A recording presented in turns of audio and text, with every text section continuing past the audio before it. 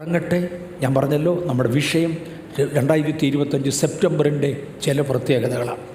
അവിടെ എത്തണമെങ്കിൽ എൻ്റെ വിഷയം അവതരിപ്പിക്കുവാൻ വേണ്ടി പഴയ നിയമത്തിൽ സംഖ്യാപുസ്തകം 10-ാം അധ്യായത്തിൻ്റെ 1-2 വാക്യങ്ങളിലുള്ള 2 വെള്ളിക്കാഹളങ്ങളെക്കുറിച്ച് പറഞ്ഞു തുടങ്ങാം. ഓൾഡ് ടെസ്റ്റമെൻറ്റിൽ എടുത്തു പറഞ്ഞിരിക്കുന്ന 2 കാഹളങ്ങളാണ്. യഹോവ പിന്നെയും മോശയോട് അരുളിച്ചത് എന്തെന്നാൽ, വെള്ളി കൊണ്ട് 2 കാഹളം ഉണ്ടാക്കുക, അടിപ്പ് പണിയായി അവയെ ഉണ്ടാക്കണം. അവ നിനക്ക് സഭയെ വിളിച്ചു കൂട്ടുവാനും പാളയത്തെ പുറപ്പെടുവിപ്പാനും ഉതകണം. സഭയെ വിളിച്ചു കൂട്ടുകയും പാളയത്തെ പുറപ്പെടുവിക്കുകയും ചെയ്യുന്ന, അല്ലെങ്കിൽ ജനം വിളിച്ചു കൂട്ടപ്പെട്ടു ഒരുമിച്ച് വന്നു കഴിയുമ്പോൾ പിന്നെ അതിനെ ജനക്കൂട്ടമെന്നല്ല വിളിക്കുന്നത്, ഇസ്രയേലിൻ്റെ പാളയമെന്നാണ് വിളിക്കുന്നത്, യഹോവയുടെ പാളയം. ജനം വന്നു ചേരുന്നിടത്തൊക്കെയും ഓടി വരുന്ന ആളുകളാണ്. പക്ഷേ ഈ ആലയത്തിൽ വന്നു കഴിഞ്ഞാൽ, നമ്മുടെ ബഥേലിൻ്റെ ആലയമല്ല, യെരുശലേം ദേവാലയത്തിൽ വന്നു കഴിഞ്ഞാൽ, ദൈവസഭയിൽ വന്നു കഴിഞ്ഞാൽ പിന്നെ അവരെ അറിയുന്നത് ദൈവത്തിൻ്റെ പാളയമെന്നാണ്. സഭയെ വിളിച്ചു കൂട്ടുവാനും പാളയത്തെ പുറപ്പെടുവിക്കാനും ഉതകുന്ന 2 കാഹളങ്ങൾ ഉണ്ടാക്കണം. 2 ആശയങ്ങൾ അതിനെക്കുറിച്ചുണ്ട്. ഞാൻ സർവജ്ഞപീഠം കയറിയവനല്ല, എനിക്ക് ഒത്തിരി അറിവുകേടുകളുണ്ട്. എന്ന് ലഭിക്കുന്ന അറിവിൻ്റെ പരമാവധിയിൽ നിന്ന് 2 കാഹളങ്ങൾ ഇതുപോലെ കാണിക്കുന്നതാണ് ഒരു വിഭാഗം വേദപണ്ഡിതന്മാർ ഉപയോഗിക്കുന്നത്. 2 കാഹളങ്ങൾ ഒരുപോലെയുള്ളത് അടിപ്പ് പണിയായി ഉണ്ടാക്കി. വേറൊരു കൂട്ടം വേദപണ്ഡിതന്മാർ പറയുന്നത് അങ്ങനെയല്ല, ഒരു വലിയ കാഹളവും ഒരു ചെറിയ കാഹളവുമായിരുന്നു. 2 ആശയങ്ങളും നിലവിലുണ്ട്. ഏത് ശരിയെന്നോ ഏത് തെറ്റെന്നോ പറയാൻ എനിക്കറിയാൻ വയ്യ. 2 രീതിയിലുള്ളതിനാണ് സാധ്യതകൾ ഞാൻ കൂടുതൽ കാണുന്നത്. ഒന്ന് വലിയ കാഹളം, അത് സഭയെ പുറപ്പെടുവിക്കുവാനും, വേറൊന്ന് ചെറിയ കാഹളം, അത് ജനത്തെ വിളിച്ചു കൂട്ടുവാനും ഉപയോഗിക്കുന്ന കാഹളങ്ങളായിരുന്നിരിക്കാം. 2 ആശയങ്ങൾ പുറത്തുണ്ട്. ഇവയുടെ ഉപയോഗക്രമം ഞാൻ തൊടാൻ പോകുകയാണ്. ഞാൻ ആ 2 തരത്തിലുള്ള കാഹളങ്ങൾ എന്ന ആശയത്തിൽ നിന്നുകൊണ്ടാണ് ഇന്ന് തൊടുന്നത്. ഒന്നാമത്തെ കാഹളം അതൊരു ചെറിയ കാഹളമായിരിക്കാം. 1-ാം കാഹളം അതിൻ്റെ ഉപയോഗക്രമം എന്താണ്? ഒന്ന്, അത് മൃദുലമായി വേണം ഊതുവാൻ. എന്താണ് ഇതിൻ്റെ പർപ്പസ്? ഈ കാഹളം കേൾക്കുമ്പോൾ ജനം നിൻ്റെ അടുക്കൽ സമാഗമന കൂടാരത്തിൽ വരട്ടെ. ഇത് കേൾപ്പിക്കുന്നത് കാൽവറിയിൽ നിന്നാണ് തുടങ്ങിയത്. പുതിയ നിയമത്തിൽ കാൽവറിയിൽ നിന്നാണ് തുടങ്ങിയത്. അത് കാൽവറിയിൽ ഊതിയ രക്ഷയുടെ ദൂത. സകല ഭൂസീമവാസികളുമായുള്ളവരെ എങ്കിലേക്ക് തിരിഞ്ഞ് രക്ഷപ്പെടുകയുള്ളൂൻ, ഞാനല്ലാതെ വേറൊരു ദൈവവുമില്ലല്ലോ എന്ന് പഴയ നിയമത്തിലെ പ്രവാചകന്മാരുടെ വായിലൂടെ സംസാരിച്ചു കൊണ്ടിരുന്നവനായ ദൈവം അതിൻ്റെ പ്രദർശനമായി കാൽവറിയിലേക്ക് ഇറങ്ങി നിന്നു. കൈകാലികൾ വിരിച്ചുകൊണ്ട് പറഞ്ഞു, വാക്കും ഭാഷണവുമില്ലാതെ സകല മാനവവർഗവുമേ എങ്കിലേക്ക് നോക്കി രക്ഷപ്പെട്ടുകൊള്ളുവീൻ, ഞാനല്ലാതെ വേറൊരു ദൈവമില്ല. വെളിപ്പാട് സംഖ്യാപുസ്തകം 10:3 ഇവ ഊതുമ്പോൾ സഭ മുഴുവനും സമാഗമന കൂടാരത്തിൻ്റെ വാതുക്കൽ നിൻ്റെ അടുക്കൽ കൂടേണം. ഈ 1-ാമത്തെ കാഹളം മൃദുലസ്വരമായി പതുക്കെ പതുക്കെ ഊതുമ്പോൾ സഭ മുഴുവനും സമാഗമന കൂടാരത്തിൻ്റെ വാതുക്കൽ നിൻ്റെ അടുക്കൽ എത്തണം. ഈ വെള്ളിക്കാഹളം അടിപ്പ് പണിയായി ഉണ്ടാക്കേണ്ടതാണ്. ഇത് കാൽവറിയുടെ ക്രിസ്തുവിൻ്റെ രൂപത്തിൻ്റെ ഒരു പഴയ നിയമ പ്രതിച്ഛായയാണ് കാണിക്കുന്നത്. അത് അടിപ്പ്. കാഹളങ്ങൾ ഉരുക്കി വാർത്തുണ്ടാക്കാം. വെള്ളി കൊണ്ട് ഉരുക്കി വാർത്ത് ഉണ്ടാക്കാം. അതിനകത്ത് പാട് കാണത്തില്ല, പുള്ളി കാണത്തില്ല, ഭംഗി കൂടുതലായിരിക്കും.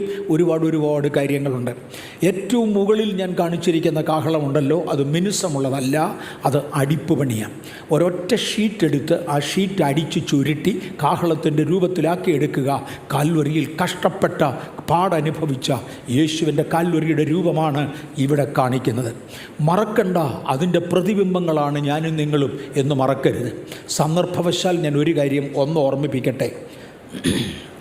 കഴിഞ്ഞ ദിവസം ഞങ്ങൾ തമിഴ്നാട്ടിലേക്ക് യാത്ര ചെയ്തു. അവിടെ ഒരു ഹോസ്പിറ്റലിനകത്ത് എൻ്റെ സഹോദരനുണ്ട്. അതുകൊണ്ട് അദ്ദേഹത്തെ കാണാനാണ് ഞങ്ങൾ പോയത്. ഒരു ദിവസം അവിടെ ഉണ്ടായിരുന്നു. അവനെന്നോട് ഇങ്ങനെ പറഞ്ഞു, ഛത്തീസ്ഗഡിൽ നിന്ന് ഒളിച്ചോടി വന്നവരും അടിച്ച് ഓടിച്ചവരുമായ, മുറിവേറ്റവരും ശരീരങ്ങൾ ഒടിഞ്ഞവരുമായ പലരും ഒരു ഹോസ്പിറ്റലാകയാൽ വന്നിട്ടുണ്ട് ചികിത്സയ്ക്ക് വേണ്ടി. അവരിൽ പലരും കൺസെഷന് വേണ്ടി അപ്ലൈ ചെയ്യാനാണ് എൻ്റെ അടുക്കൽ വന്നത്. അവിടുത്തെ അഡ്മിനിസ്ട്രേറ്റർ പറഞ്ഞ വാചകമാണ്. കൺസെഷന് വേണ്ടി അപ്ലൈ ചെയ്യാനാണ് എൻ്റെ അടുക്കൽ വന്നത്. അവർക്ക് പണം കൊടുത്ത് ചികിത്സിക്കാനുള്ള നിവൃത്തിയില്ല. അതുകൊണ്ടൊരു ക്രിസ്ത്യൻ ആശുപത്രി, അതേസമയം വലിപ്പമുള്ള ഒരു ആശുപത്രി തപ്പി വന്നതാണ്. കൊടുക്കാവുന്നതിൻ്റെ പരമാവധി കൺസെഷൻ അവർക്ക് വേണ്ടി കൊടുത്തേച്ച് പറഞ്ഞ്, നിങ്ങൾ കർത്താവിന് വേണ്ടി ഇത്രയും കഷ്ടപ്പെടുന്നത് കൊണ്ട് ഞങ്ങൾ ദൈവമക്കളെന്ന പദവിയിൽ നിങ്ങൾക്ക് വേണ്ടി പ്രാർത്ഥിക്കാം, വേദന സഹിക്കാൻ ഞങ്ങളെ കൊണ്ടൊക്കത്തില്ലല്ലോ, എന്തു വേണം? അതിലൊരു സഹോദരി തിരിഞ്ഞു പറഞ്ഞ മറുപടി, നിങ്ങൾ ബൈബിൾ വായിച്ചിട്ടില്ലേ? അന്ത്യകാലത്ത് ദൈവസഭ കഷ്ടത്തിലൂടെ കടന്നു പോകണമെന്നുള്ളത് ദൈവത്തിൻ്റെ പ്രമാണവും തീരുമാനവുമാണ് എന്ന് നിങ്ങൾ വായിച്ചിട്ടില്ലേ? ആ സാഹചര്യത്തിൽ എന്തുകൊണ്ട് ഞങ്ങൾക്ക് വേണ്ടി പ്രാർത്ഥിക്കണം? നോ, പുതിയ ആളുകൾ കർത്താവിനെ അറിയാൻ പ്രാർത്ഥിക്കരുത്. ദൈവഹിതമാണ് ഞങ്ങൾ ഈ അനുഭവിക്കുന്നത്, പ്രയാസപ്പെടണ്ട. അടിച്ചുപണി ചെയ്യപ്പെട്ട കാഹളങ്ങൾക്കായി ഞാൻ ദൈവത്തെ സ്തുതിക്കുന്നു. ഇന്നൊക്കെ ഏറെക്കുറെ 15 വർഷങ്ങൾക്ക് പുറകിൽ വടക്കേ ഇന്ത്യയിൽ ഒരു പ്രത്യേക സ്ഥലത്ത് കണ്ടക്ട് ചെയ്തിരുന്ന അല്പം രഹസ്യമായ പരസ്യപ്പെടുത്താഞ്ഞ ഒരു മീറ്റിങ്ങിൽ ഞാൻ പോയി പങ്കെടുത്തു. ഒരുപാട് മിഷണറിമാർ അതിനകത്ത് പങ്കെടുത്തിരുന്നു. അവരെ ഒന്ന് പ്രചോദിപ്പിക്കാൻ വേണ്ടിയായിരുന്നു. വരുന്ന ആഴ്ചയിൽ ഛത്തീസ്ഗഡിലെ ശുശ്രൂഷകന്മാർക്ക് വേണ്ടി വീണ്ടും ഒരു 2-3 ദിവസത്തെ മീറ്റിംഗ് ഉണ്ട്. അതിനായി സ്തോത്രം. അന്ന് വടക്കേ ഇന്ത്യയിൽ ഒരു ഭാഗത്ത്, ഛത്തീസ്ഗഡിലല്ല മറ്റൊരു ഭാഗത്ത്, സ്ഥലം ഞാൻ അനൗൺസ് ചെയ്യുന്നില്ല, ഇതുപോലൊരു മീറ്റിങ്ങിന് വേണ്ടി പോയി. അവിടെ വന്ന ശുശ്രൂഷകന്മാരിൽ പലരും 30 കുത്തിക്കെട്ട്, 40 കുത്തിക്കെട്ട്, 50 കുത്തിക്കെട്ട് ഒക്കെ ഉള്ളവരാണ്. നെഞ്ചത്ത് കുത്തിക്കീറിയതും വയറ് കുത്തിക്കീറിയതും കൈയും കാലും കുത്തിക്കീറിയതും മുഖം കുത്തിക്കീറിയതും ഒക്കെയായി ഒരുപാട് കുത്തിക്കെട്ടുകളുണ്ട് അവരുടെ ശരീരത്ത്. ഏറ്റവും കൂടുതൽ കുത്തിക്കെട്ടുണ്ടായിരുന്ന ആൾ 84 കുത്തിക്കെട്ടായിരുന്നു. ഞാൻ ഒത്തിരി മറക്കുമെങ്കിലും ഇതൊന്നും ഞാൻ മറക്കുന്നില്ല, ഇത്രയും കുത്തിക്കെട്ടുമായി വന്നത്. ഒരൊറ്റ കുത്തിക്കെട്ട് പോലും ഇല്ല, ഞാൻ ഒരു മുറിവ് പോലും ഏൽക്കാഞ്ഞ ഒരു സ്ത്രീയെ വിളിച്ച് മുൻപിലേക്ക് നിർത്തി വെച്ച് പറഞ്ഞു, ഇവർക്കാണ് ഏറ്റവും കൂടുതൽ മുറിവേറ്റത്. നിങ്ങളുടെ നോട്ടത്തിൽ ഇവർക്ക് പുറത്ത് കുത്തിക്കെട്ടില്ല, പക്ഷേ ഇവരാണ് ഏറ്റവും കൂടുതൽ മുറിവേറ്റത്. 3 പെൺകുഞ്ഞുങ്ങളുമായി ഭവനങ്ങളിൽ കയറിയും ഗ്രാമങ്ങളിൽ കയറിയും സുവിശേഷം അറിയിക്കുന്ന ഇവരുടെ വീട് ഒരു ദിവസം ശത്രുക്കൾ വളഞ്ഞു, മതവിരോധികൾ വളർന്നു. അവർക്ക് വിവരം കിട്ടി, നിൻ്റെ വീട് വളഞ്ഞിരിക്കുന്നു, എളുപ്പം ഓടി നിൻ്റെ വീട്ടിൽ ചെല്ല്. അവരെ 3 പെൺകുഞ്ഞുങ്ങളുമായി ഓടി വീട്ടിൽ വന്നു.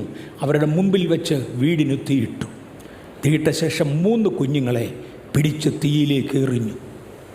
സ്വന്തം അമ്മയുടെ കയ്യിൽ നിന്ന് വലിച്ചു പറിച്ച് ഈ 3 കുട്ടികളെ തീയിലേക്ക് എറിഞ്ഞു. ആ സ്ത്രീയുടെ ശരീരത്തിൽ ഒറ്റ മുറിവില്ല, പക്ഷെ അവരുടെ മനസ്സിനേറ്റ മുറിവ് അതിഭയങ്കരമാണ്. മോശെ അടിപ്പ് പണിയായി 2 കാഹളം ഉണ്ടാക്കണം. ഈ കാഹളം വാർത്തെടുത്താൽ ശരിയാകത്തില്ല. അതിൽ നിന്ന് ധ്വനിക്കുന്ന ശബ്ദം കൊണ്ട് ജനം വിടുവിക്കപ്പെടുകയില്ല. നീ അടിപ്പ് പണിയായി 2 കാഹളങ്ങൾ ഉണ്ടാക്കണം. അതിലെ 1-ാമത്തെ കാഹളം, എൻ്റെ പുത്രൻ ഊതി തുടങ്ങും കാൽവറിയിൽ, സകല ഭൂസിമവാസികളുമേ എങ്കിലേക്ക് നോക്കി രക്ഷപ്പെട്ടുകൊള്ളുക. യേശു പറഞ്ഞു, മോശ മരുഭൂമിയിൽ സർപ്പത്തെ ഉയർത്തിയതുപോലെ മനുഷ്യപുത്രനെയും ഉയർത്തേണ്ടതാകുന്നു. അവനിൽ വിശ്വസിക്കുന്ന ഏവനും നശിച്ചു പോകാതെ നിത്യജീവൻ പ്രാപിക്കേണ്ടതിന് തന്നെ മനുഷ്യപുത്രനെ ക്രൂശന്മേൽ ഉയർത്തേണ്ടതാണ്. ഈ 1-ാമത്തെ കാഹളം മൃദുലസ്വരമായി ഊതുന്നത് സഭയെ വിളിച്ചു കൂട്ടേണ്ടതിനാണ്. ഇത് ഊതുമ്പോൾ ഗംഭീരധ്വനി ഊതരുത്, അത് വളരെ വ്യക്തമാണ്. ബുച്ചേഴ്സ് ഗോസ്പൽ എന്നൊന്നിനെക്കുറിച്ച് ചിലരെങ്കിലും കേട്ട് കാണും. അതായത് ഒരു പഴയ കഥയാണ്. ഒരിക്കൽ ഒരു ഇറച്ചിക്കടക്കാരൻ രക്ഷിക്കപ്പെട്ടു. വരുന്നവരോടൊക്കെ സുവിശേഷം പറയണമെന്നും അങ്ങനെയുള്ളവരെ രക്ഷയിലേക്ക് നടത്തണമെന്നും അദ്ദേഹത്തിൻ്റെ ഹൃദയത്തിനകത്ത് ഇരുമ്പെഴുത്താണി കൊണ്ട് എഴുതിയതുപോലെ അങ്ങ് പതിഞ്ഞു. പക്ഷേ അങ്ങേർക്ക് ഒരു ശൈലിയും അറിഞ്ഞുകൂടാ. അടുത്ത ദിവസം കടയിൽ ചെന്ന് കട തുറന്നു. ഇറച്ചി വാങ്ങിക്കാൻ ഒരു 10-12 വയസ്സുള്ള ഒരു പെൺകുട്ടി വന്നു. അയാൾ ഇറച്ചി അറുക്കേണ്ടതിന് വേണ്ടി കത്തി തേക്കുന്നതിൻ്റെ ഇടയിൽ ആ പെൺകുട്ടിയോട് ചോദിച്ചു, നീ രക്ഷിക്കപ്പെട്ടതാണോ? അവൻ്റെ ആ മൃഗങ്ങളെ കൊല്ലുന്ന വാശിയോടെയാണ് ചോദിക്കുന്നത്, നീ രക്ഷിക്കപ്പെട്ടതാണോ? ആ പെണ്ണ് പറഞ്ഞു, എന്ന് പറഞ്ഞാൽ എന്നാന്ന്, ഇപ്പം രക്ഷിക്കപ്പെട്ടോണം. ഈ പെണ്ണൊരൊറ്റ ഓട്ടമോടി എന്നെ വെട്ടാൻ വേണ്ടി തേണ്ട കത്തി തേക്കുന്നു. ഇതിനെ ബുച്ചേഴ്സ് ഗോസ്പൽ എന്ന് വിളിക്കും. നീ യേശുവിനെ അനുസരിച്ചില്ലെങ്കിൽ നിത്യനരകത്തിൽ പോകുമെന്ന വാണിംഗ് കൊടുക്കാം. പക്ഷേ ഇല്ലെങ്കിൽ നാളെ നിൻ്റെയൊക്കെ തലയ്ക്ക് ഇടിവെട്ടുമെന്ന് പറയല്ലേ. നിൻ്റെ വീട്ടിൽ ദൈവം പാമ്പിനെ അയച്ച് നിന്നെ കടിപ്പിക്കുമെന്ന് പറയല്ലേ. പുലിയെ വിട്ട് നിന്നെ കടിപ്പിക്കുമെന്ന് പറയരുത്. ഇതൊന്നും യേശുവിൻ്റെ മാർഗമല്ല. യേശുവിൻ്റെ മാർഗം 1-ാമത്തെ കാഹളം ഊതുമ്പോൾ മൃദുലസ്വരമായിരിക്കണം. സഭയെ കൂട്ടേണ്ടതിന് ഇത് ഊതുമ്പോൾ ഗംഭീരധ്വനി ഊതരുത്. ഈ വാക്യങ്ങളിൽ നിന്നാണ് 2 കാഹളങ്ങൾ തന്നെ ആയിരിക്കാം എന്ന് ഞാനും ഉദ്ദേശിക്കുവാനുള്ള കാരണം. പക്ഷേ ഒത്തിരി വേദപണ്ഡിതന്മാർ പറയുന്നത് അങ്ങനെയല്ല, 2 ഒരുപോലെ തന്നെ ആയിരുന്നു ഷേപ്പിൽ, എന്നാൽ അത് ഊതുന്നതിലെ വ്യത്യാസം മാത്രമേ ഉള്ളൂ എന്ന് പറയാറുണ്ട്. ഒന്നാം കാഹളം ഞാൻ അവിടോട്ട് നിർത്തട്ടെ. അത് എന്നുവരെ ഊതുമെന്നറിയാമോ? ലോകത്തിൻ്റെ അവസാനം വരെ ഊതും. എന്ന് ഇവിടുത്തെ അന്തിമ മനുഷ്യൻ മാറ്റപ്പെടുമോ അതുവരെ അതിവിടെ ഊതിക്കൊണ്ടിരിക്കും. പ്രതിസന്ധികളുണ്ട്, പീഡകളുണ്ട്, വീടെ ഒക്കെ നടുവിൽ ഊതുന്ന കാഹളങ്ങൾക്കായി സ്തോത്രം. കാഹളക്കാരെ, ഇന്ന് നിങ്ങൾ മിണ്ടാതിരിക്കരുത്. കർത്താവിന് വേണ്ടി പ്രവർത്തിപ്പാൻ ദൈവത്തിൻ്റെ കരങ്ങളിൽ ഏൽപ്പിക്കാം. രണ്ടാമത്തെ കാഹളത്തെ വലിയ കാഹളമെന്ന് ചിത്രീകരിക്കുന്നു. ഇല്ലെങ്കിലും ഗംഭീരധ്വനി ഊതേണ്ട കാഹളമാണ്. അത് ഊതുന്ന ഒരു ദിവസമുണ്ട്. അതിലേക്ക് നമ്മൾ വിരൽ ചൂണ്ടുകയാണ്. അതിന് മുന്നമേ ആ കാഹളം ഊതണ്ട. ഒന്നാമത്തെ രംഗം തൻ്റെ 10-ാമത്തെ അധ്യായത്തിൻ്റെ 9-ാം വാക്യത്തിൽ, നമ്പേഴ്സ് 10-ാം അധ്യായത്തിൻ്റെ 9-ാമത്തെ വാക്യത്തിൽ, നിങ്ങളുടെ ദേശത്ത് നിങ്ങളെ ഞെരിക്കുന്ന ശത്രുവിൻ്റെ നേരെ നിങ്ങൾ യുദ്ധത്തിന് പോകുമ്പോൾ ഗംഭീരധ്വനിയായി കാഹളം ഊതേണം. ജനത്തെ വിളിച്ചു കൂട്ടേണ്ടതിന് രക്ഷ പ്രസംഗിക്കുമ്പോൾ, സാൽവേഷൻ മെസ്സേജ് വിളിച്ചു പറയുമ്പോൾ ഗംഭീരധ്വനി ഊതരുത്. സ്നേഹത്തോടും ദയോടും കരുണയോടും കൂടെ യേശുവിലേക്ക് ആളുകളെ ക്ഷണിക്കുവാൻ കഴിയും. പക്ഷേ അതിനകത്ത് ഗംഭീരധ്വനിയില്ല. എന്നാൽ നിങ്ങളുടെ ദേശത്ത് നിങ്ങൾ ശത്രുവിൻ്റെ നേരെ പുറപ്പെടുമ്പോൾ യുദ്ധലഹരി പകരേണ്ടതിന് വേണ്ടി ഗംഭീരധ്വനി ഊതയണം. പാട്ടുപാടിയെന്ന് വരും, നൃത്തം ചെയ്തെന്ന് വരും, കൈ അടിച്ചെന്ന് വരും, സ്തുതിച്ചെന്ന് വരും. ഇതെല്ലാം ഉണ്ട്. അന്നേരം നിങ്ങൾ മൃദുലസ്വരം ഊതാൻ വേണ്ടി അല്ല. മലയാളത്തിൽ പറയും, പാട്ടുപാടുമ്പോൾ ആളുകൾ കൈയടിക്കുന്നതിനെ വെറ്റയിൽ ചുണ്ണാമ്പ് തേക്കുന്ന പോലെ. അതെ, അതിനും കൈ തന്നെ ചലിക്കാറുണ്ട്. അതല്ല, ഈ ശത്രുവിന് നേരെ പുറപ്പെടുമ്പോൾ നീ ഗംഭീരധ്വനി ഊതേണം. തൻ്റെ യോശുവയോട് പറഞ്ഞു, യോശുവ, നിനക്ക് ഞാൻ യുദ്ധത്തിൻ്റെ സ്ട്രാറ്റജി പറഞ്ഞു തരാം. യെരിഹോവിൻ്റെ മതിൽ വീഴണമെന്നുണ്ടെങ്കിൽ ആർപ്പിട്ടെങ്കിലേ മതിയാകുകയുള്ളൂ. ജനത്തിന് യുദ്ധലഹരി പകർന്നെങ്കിൽ മാത്രമേ ആത്മാവിൻ്റെ പ്രസക്തി അവരിലൂടെ വ്യാപരിക്കുകയുള്ളൂ. ആ രംഗത്ത് നിന്നെ വേണ്ടത് ഗ്ലൂമിയായിട്ടല്ല. ആ രംഗത്ത് നിന്നെ വേണ്ടത് ശത്രുവിനോട് പോരാനാണ്. നിങ്ങളുടെ ദേശത്ത് നിങ്ങളെ ഞെരിക്കുന്ന ശത്രുവിൻ്റെ നേരെ നിങ്ങൾ യുദ്ധത്തിന് പോകുമ്പോൾ ഗംഭീരധ്വനിയായി കാഹളമൂതയണം. ഇന്ന് പകൽ യേശുവിൻ്റെ നാമത്തിൽ ബേഥേലിനെതിരായി വരുന്ന, ദൈവജനത്തിനെതിരായി വരുന്ന, വ്യക്തികൾക്കെതിരായി വരുന്ന, ആത്മീയർക്കെതിരായി വരുന്ന സകല ശക്തികൾക്കുമെതിരെ ഞങ്ങൾ ദൈവത്തിൻ്റെ കാഹളം ഊതുകയാണ്. ഹേ ശത്രുവെ, കീഴടങ്ങ്, കീഴടങ്ങ്. അതിനൊരു ഗംഭീരധ്വനി ഊതിയേ മതിയാകൂ. എന്നാൽ നിങ്ങളുടെ ദൈവമായ യഹോവ നിങ്ങളെ ഓർത്ത് ശത്രുക്കളുടെ കയ്യിൽ നിന്ന് നിങ്ങളെ രക്ഷിക്കും. അത് ജയത്തിൻ്റെ അടയാളമാണ്. Praise the Lord. യുദ്ധത്തിൻ്റെ ലഹരി പകരുന്നതാണ്, ജയത്തിൻ്റെ അടയാളമാണ്. ഗംഭീരധ്വനി ഊതയണം. 2, ആഘോഷങ്ങൾക്കായി ഗംഭീരധ്വനി ഊതയണം. 10-ാം അധ്യായത്തിൻ്റെ 10-ാമത്തെ വാക്യത്തിൽ, നമ്പേഴ്സ് സംഖ്യാപുസ്തകം 10-ാം അധ്യായത്തിൻ്റെ 10-ാമത്തെ വാക്യത്തിൽ, നിങ്ങളുടെ സന്തോഷ ദിവസങ്ങളിലും ഉത്സവ ദിവസങ്ങളിലും മാസാരംഭങ്ങളിലും നിങ്ങൾ ഹോമയാഗങ്ങളും സമാധാനയാഗങ്ങളും കഴിക്കുമ്പോൾ കാഹളം ഊതയണം. വീണ്ടും ലഹരി പകരേണ്ടതിന് വേണ്ടി. ആരാധനയ്ക്കകത്ത് അതിൻ്റെ ലഹരിയുണ്ട്. ആരാധനയ്ക്കകത്ത് ദൈവ സാന്നിധ്യമുണ്ട്. രാജാവ് ഉള്ള ഇടത്ത് രാജകോലാഹലമുണ്ട്. കർത്താവ് ഇന്നിവിടെ വന്നിട്ടുണ്ടെങ്കിൽ കോടാനുകോടി ദൂതന്മാർ ഇതിനകത്തേക്ക് ഇറങ്ങി വന്നിട്ടുണ്ട്. രാജാവ് ഉള്ള ഇടത്ത് ഒരു രാജകോലാഹലമുണ്ട്. നിങ്ങൾ ആഘോഷങ്ങൾക്കായി ഒരുമിച്ച് കൂടുമ്പോൾ അത് ഇന്നിവിടെ വന്നിരിക്കുന്ന നിലവിളിക്കാനല്ല, ഇന്നിവിടെ വന്നിരിക്കുന്നത് കരയാനല്ല, ഇന്നിവിടെ വന്നിരിക്കുന്നത് ഒരാഘോഷത്തിനാണ്. എന്നെ രക്ഷിച്ചതിൻ്റെ ആഘോഷം, എൻ്റെ വീണ്ടെടുപ്പിൻ്റെ ആഘോഷം ദൈവസന്നിധിയിൽ പറയുവാൻ ഇന്ന് വന്നവർക്കായി സ്തോത്രം. ലഹരി പകരുവാൻ ഗംഭീരധ്വനി തന്നെ ഊതയണം. എന്നാൽ ഏറ്റവും പ്രധാനം 10-ാം അധ്യായത്തിൻ്റെ 5ഉം 6ഉം വാക്യങ്ങൾ, പാളയങ്ങൾ യാത്രയാകാൻ ഗംഭീരധ്വനി ഊതയണം. പാളയങ്ങൾ യാത്രയാകാൻ ഗംഭീരധ്വനി ഊതുമ്പോൾ എന്തൊക്കെ സംഭവിക്കുന്നു? 1-ാമത്തെ ഗംഭീരധ്വനി ഊതുമ്പോൾ കിഴക്കേ പാളയങ്ങൾ യാത്ര പുറപ്പെടണം. ഈ ദിവസങ്ങളിൽ നമ്മൾ ഊതിക്കൊണ്ടിരിക്കുന്ന ഈ ഗംഭീരധ്വനി ഉണ്ടല്ലോ, എൻ്റെ കയ്യിൽ നിന്നും നിങ്ങളുടെ കയ്യിൽ നിന്നും ദൂതന്മാർ ഏറ്റെടുക്കും. ദൈവത്തിൻ്റെ മഹാഘോഷത്തോടെ യേശു മധ്യാകാശത്തിൽ ഇറങ്ങി വരും. ഒരൊറ്റ ഗംഭീരധ്വനി ഊതും. കാൽവറിയിൽ മൃദുലധ്വനി ഊതിയവൻ ഈ ലോകത്തോട് ഗൗരവമായി ഒന്നും പറയാതെ, എങ്കിലേക്ക് നോക്കി രക്ഷപ്പെട്ടുകൊള്ളുവീൻ, ഞാൻ നിങ്ങൾക്ക് വേണ്ടി മരിക്കുകയാണെന്ന് പറഞ്ഞ് കാൽവരിയിൽ മരിച്ചവൻ ഒരു ദിവസം മടങ്ങി വരും ഒരു ഗംഭീരധ്വനിയുമായി. 1-ാമത്തെ കാഹളധ്വനിയെങ്കിൽ ആലികത്തിൽ വന്ന പാളയമേ പുറപ്പെടൂ എന്ന് പറയുവാൻ 2-ാമതൊരു കാഹളം ഗംഭീരധ്വനിയായി ഊതും. അതിൻ്റെ 1-ാം ധ്വനി ഊതുമ്പോൾ, ഇത് പഴയ നിയമത്തിൻ്റെ തത്വമാ, കിഴക്കേ പാളയങ്ങൾ യാത്ര പുറപ്പെടണം.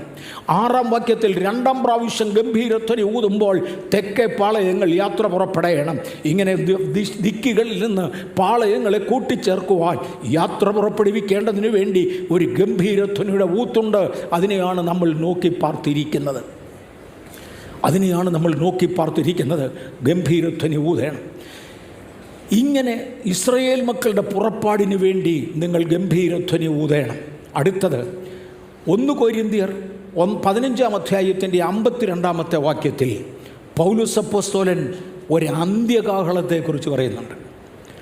1-ാം പാളയവും 2-ാം പാളയവും പുറപ്പെടുവാൻ പഴയ നിയമത്തിൽ കാഹളം ഊതേണ്ടതിന് വേണ്ടി വെള്ളി കൊണ്ട് അടുപ്പ് പണിയായി 2 കാഹളങ്ങൾ ഉണ്ടാക്കണമെന്നൊക്കെ പറഞ്ഞ് ഇരിക്കുന്നതിൻ്റെ ഇടയ്ക്കാണ് പഴയ നിയമത്തിൻ്റെ അഭ്യാസം പൂർത്തിയാക്കി വിദ്യാബാഹുല്യത്താൽ ഭ്രാന്തായി കാണുമെന്ന് ചക്രവർത്തി തിരുമേനിക്ക് തോന്നുമാറ് വിദ്യാഭ്യാസ യോഗ്യത ഉള്ളവനും 3-ാം സ്വർഗം വരെ എടുക്കപ്പെട്ട് സ്വർഗത്തിൻ്റെ ഉന്നതികൾ കണ്ടവനും സ്വർഗത്തിലെ ദൈവം തൻ്റെ പ്രതിനിധിയായി തിരഞ്ഞെടുത്ത് ശുശ്രൂഷ വരമേൽപ്പിക്കപ്പെട്ടവനുമായ തൻ്റെ പൗലോസ് അപ്പോസ്തലൻ വിളിച്ചു പറയുകയാണ്, ഒരു അന്ത്യകാഹളം മുഴങ്ങും.